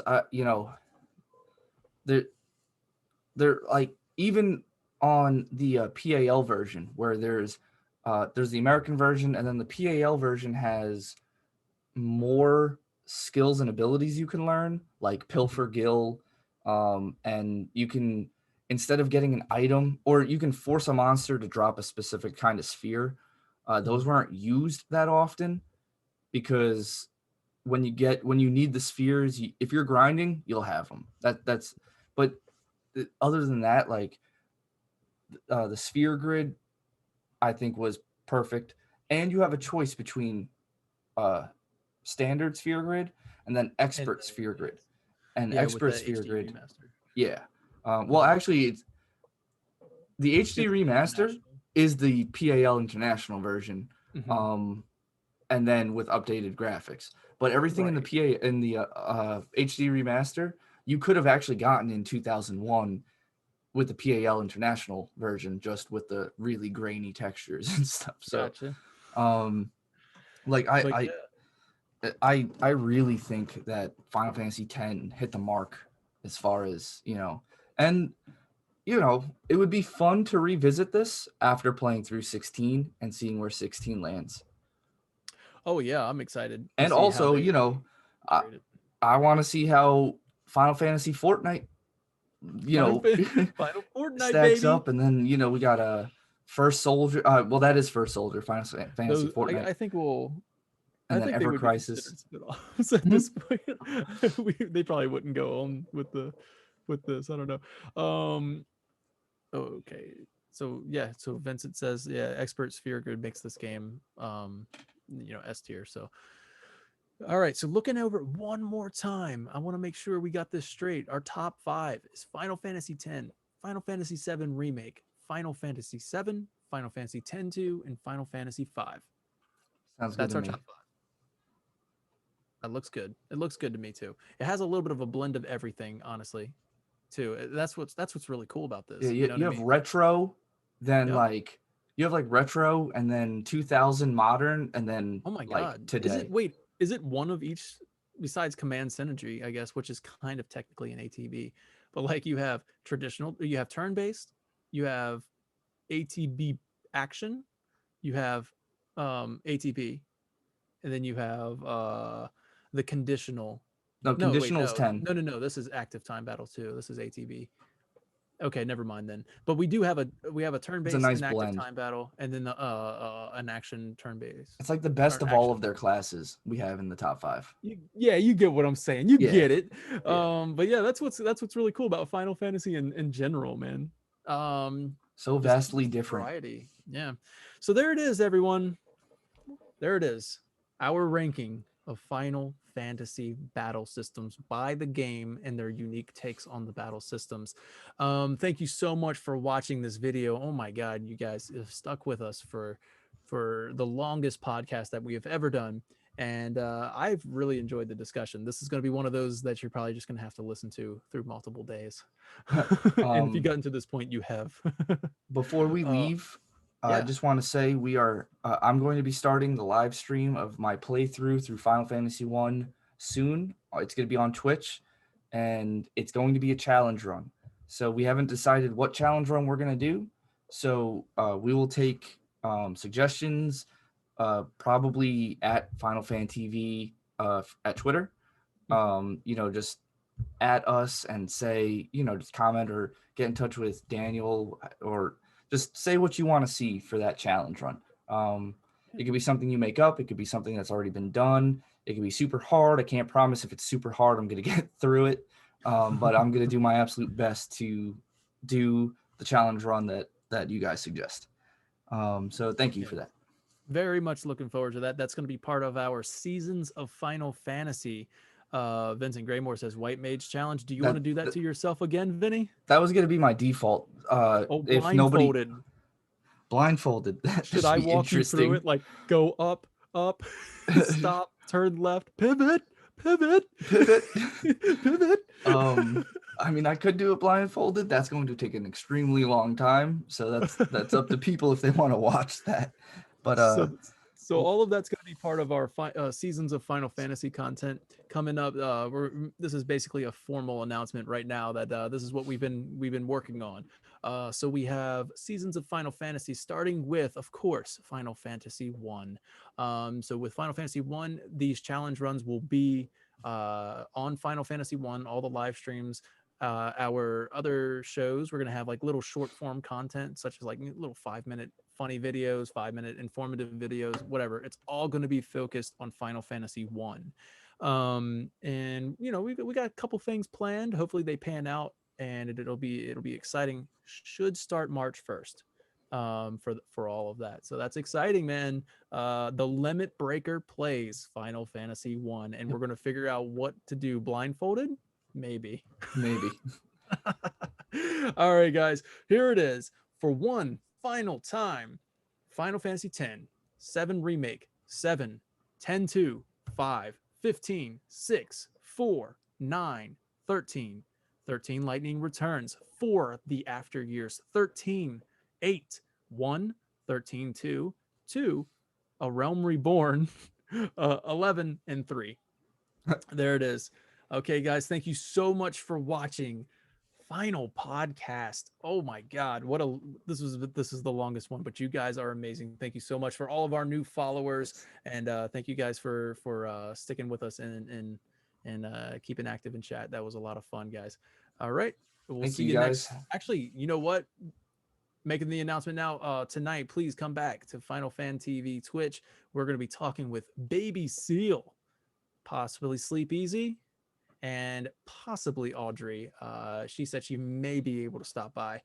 She's the one that's been doing all of the translations for us with all of that Final Fantasy VII goodness that we've gotten this past week. So come back at 10 p.m.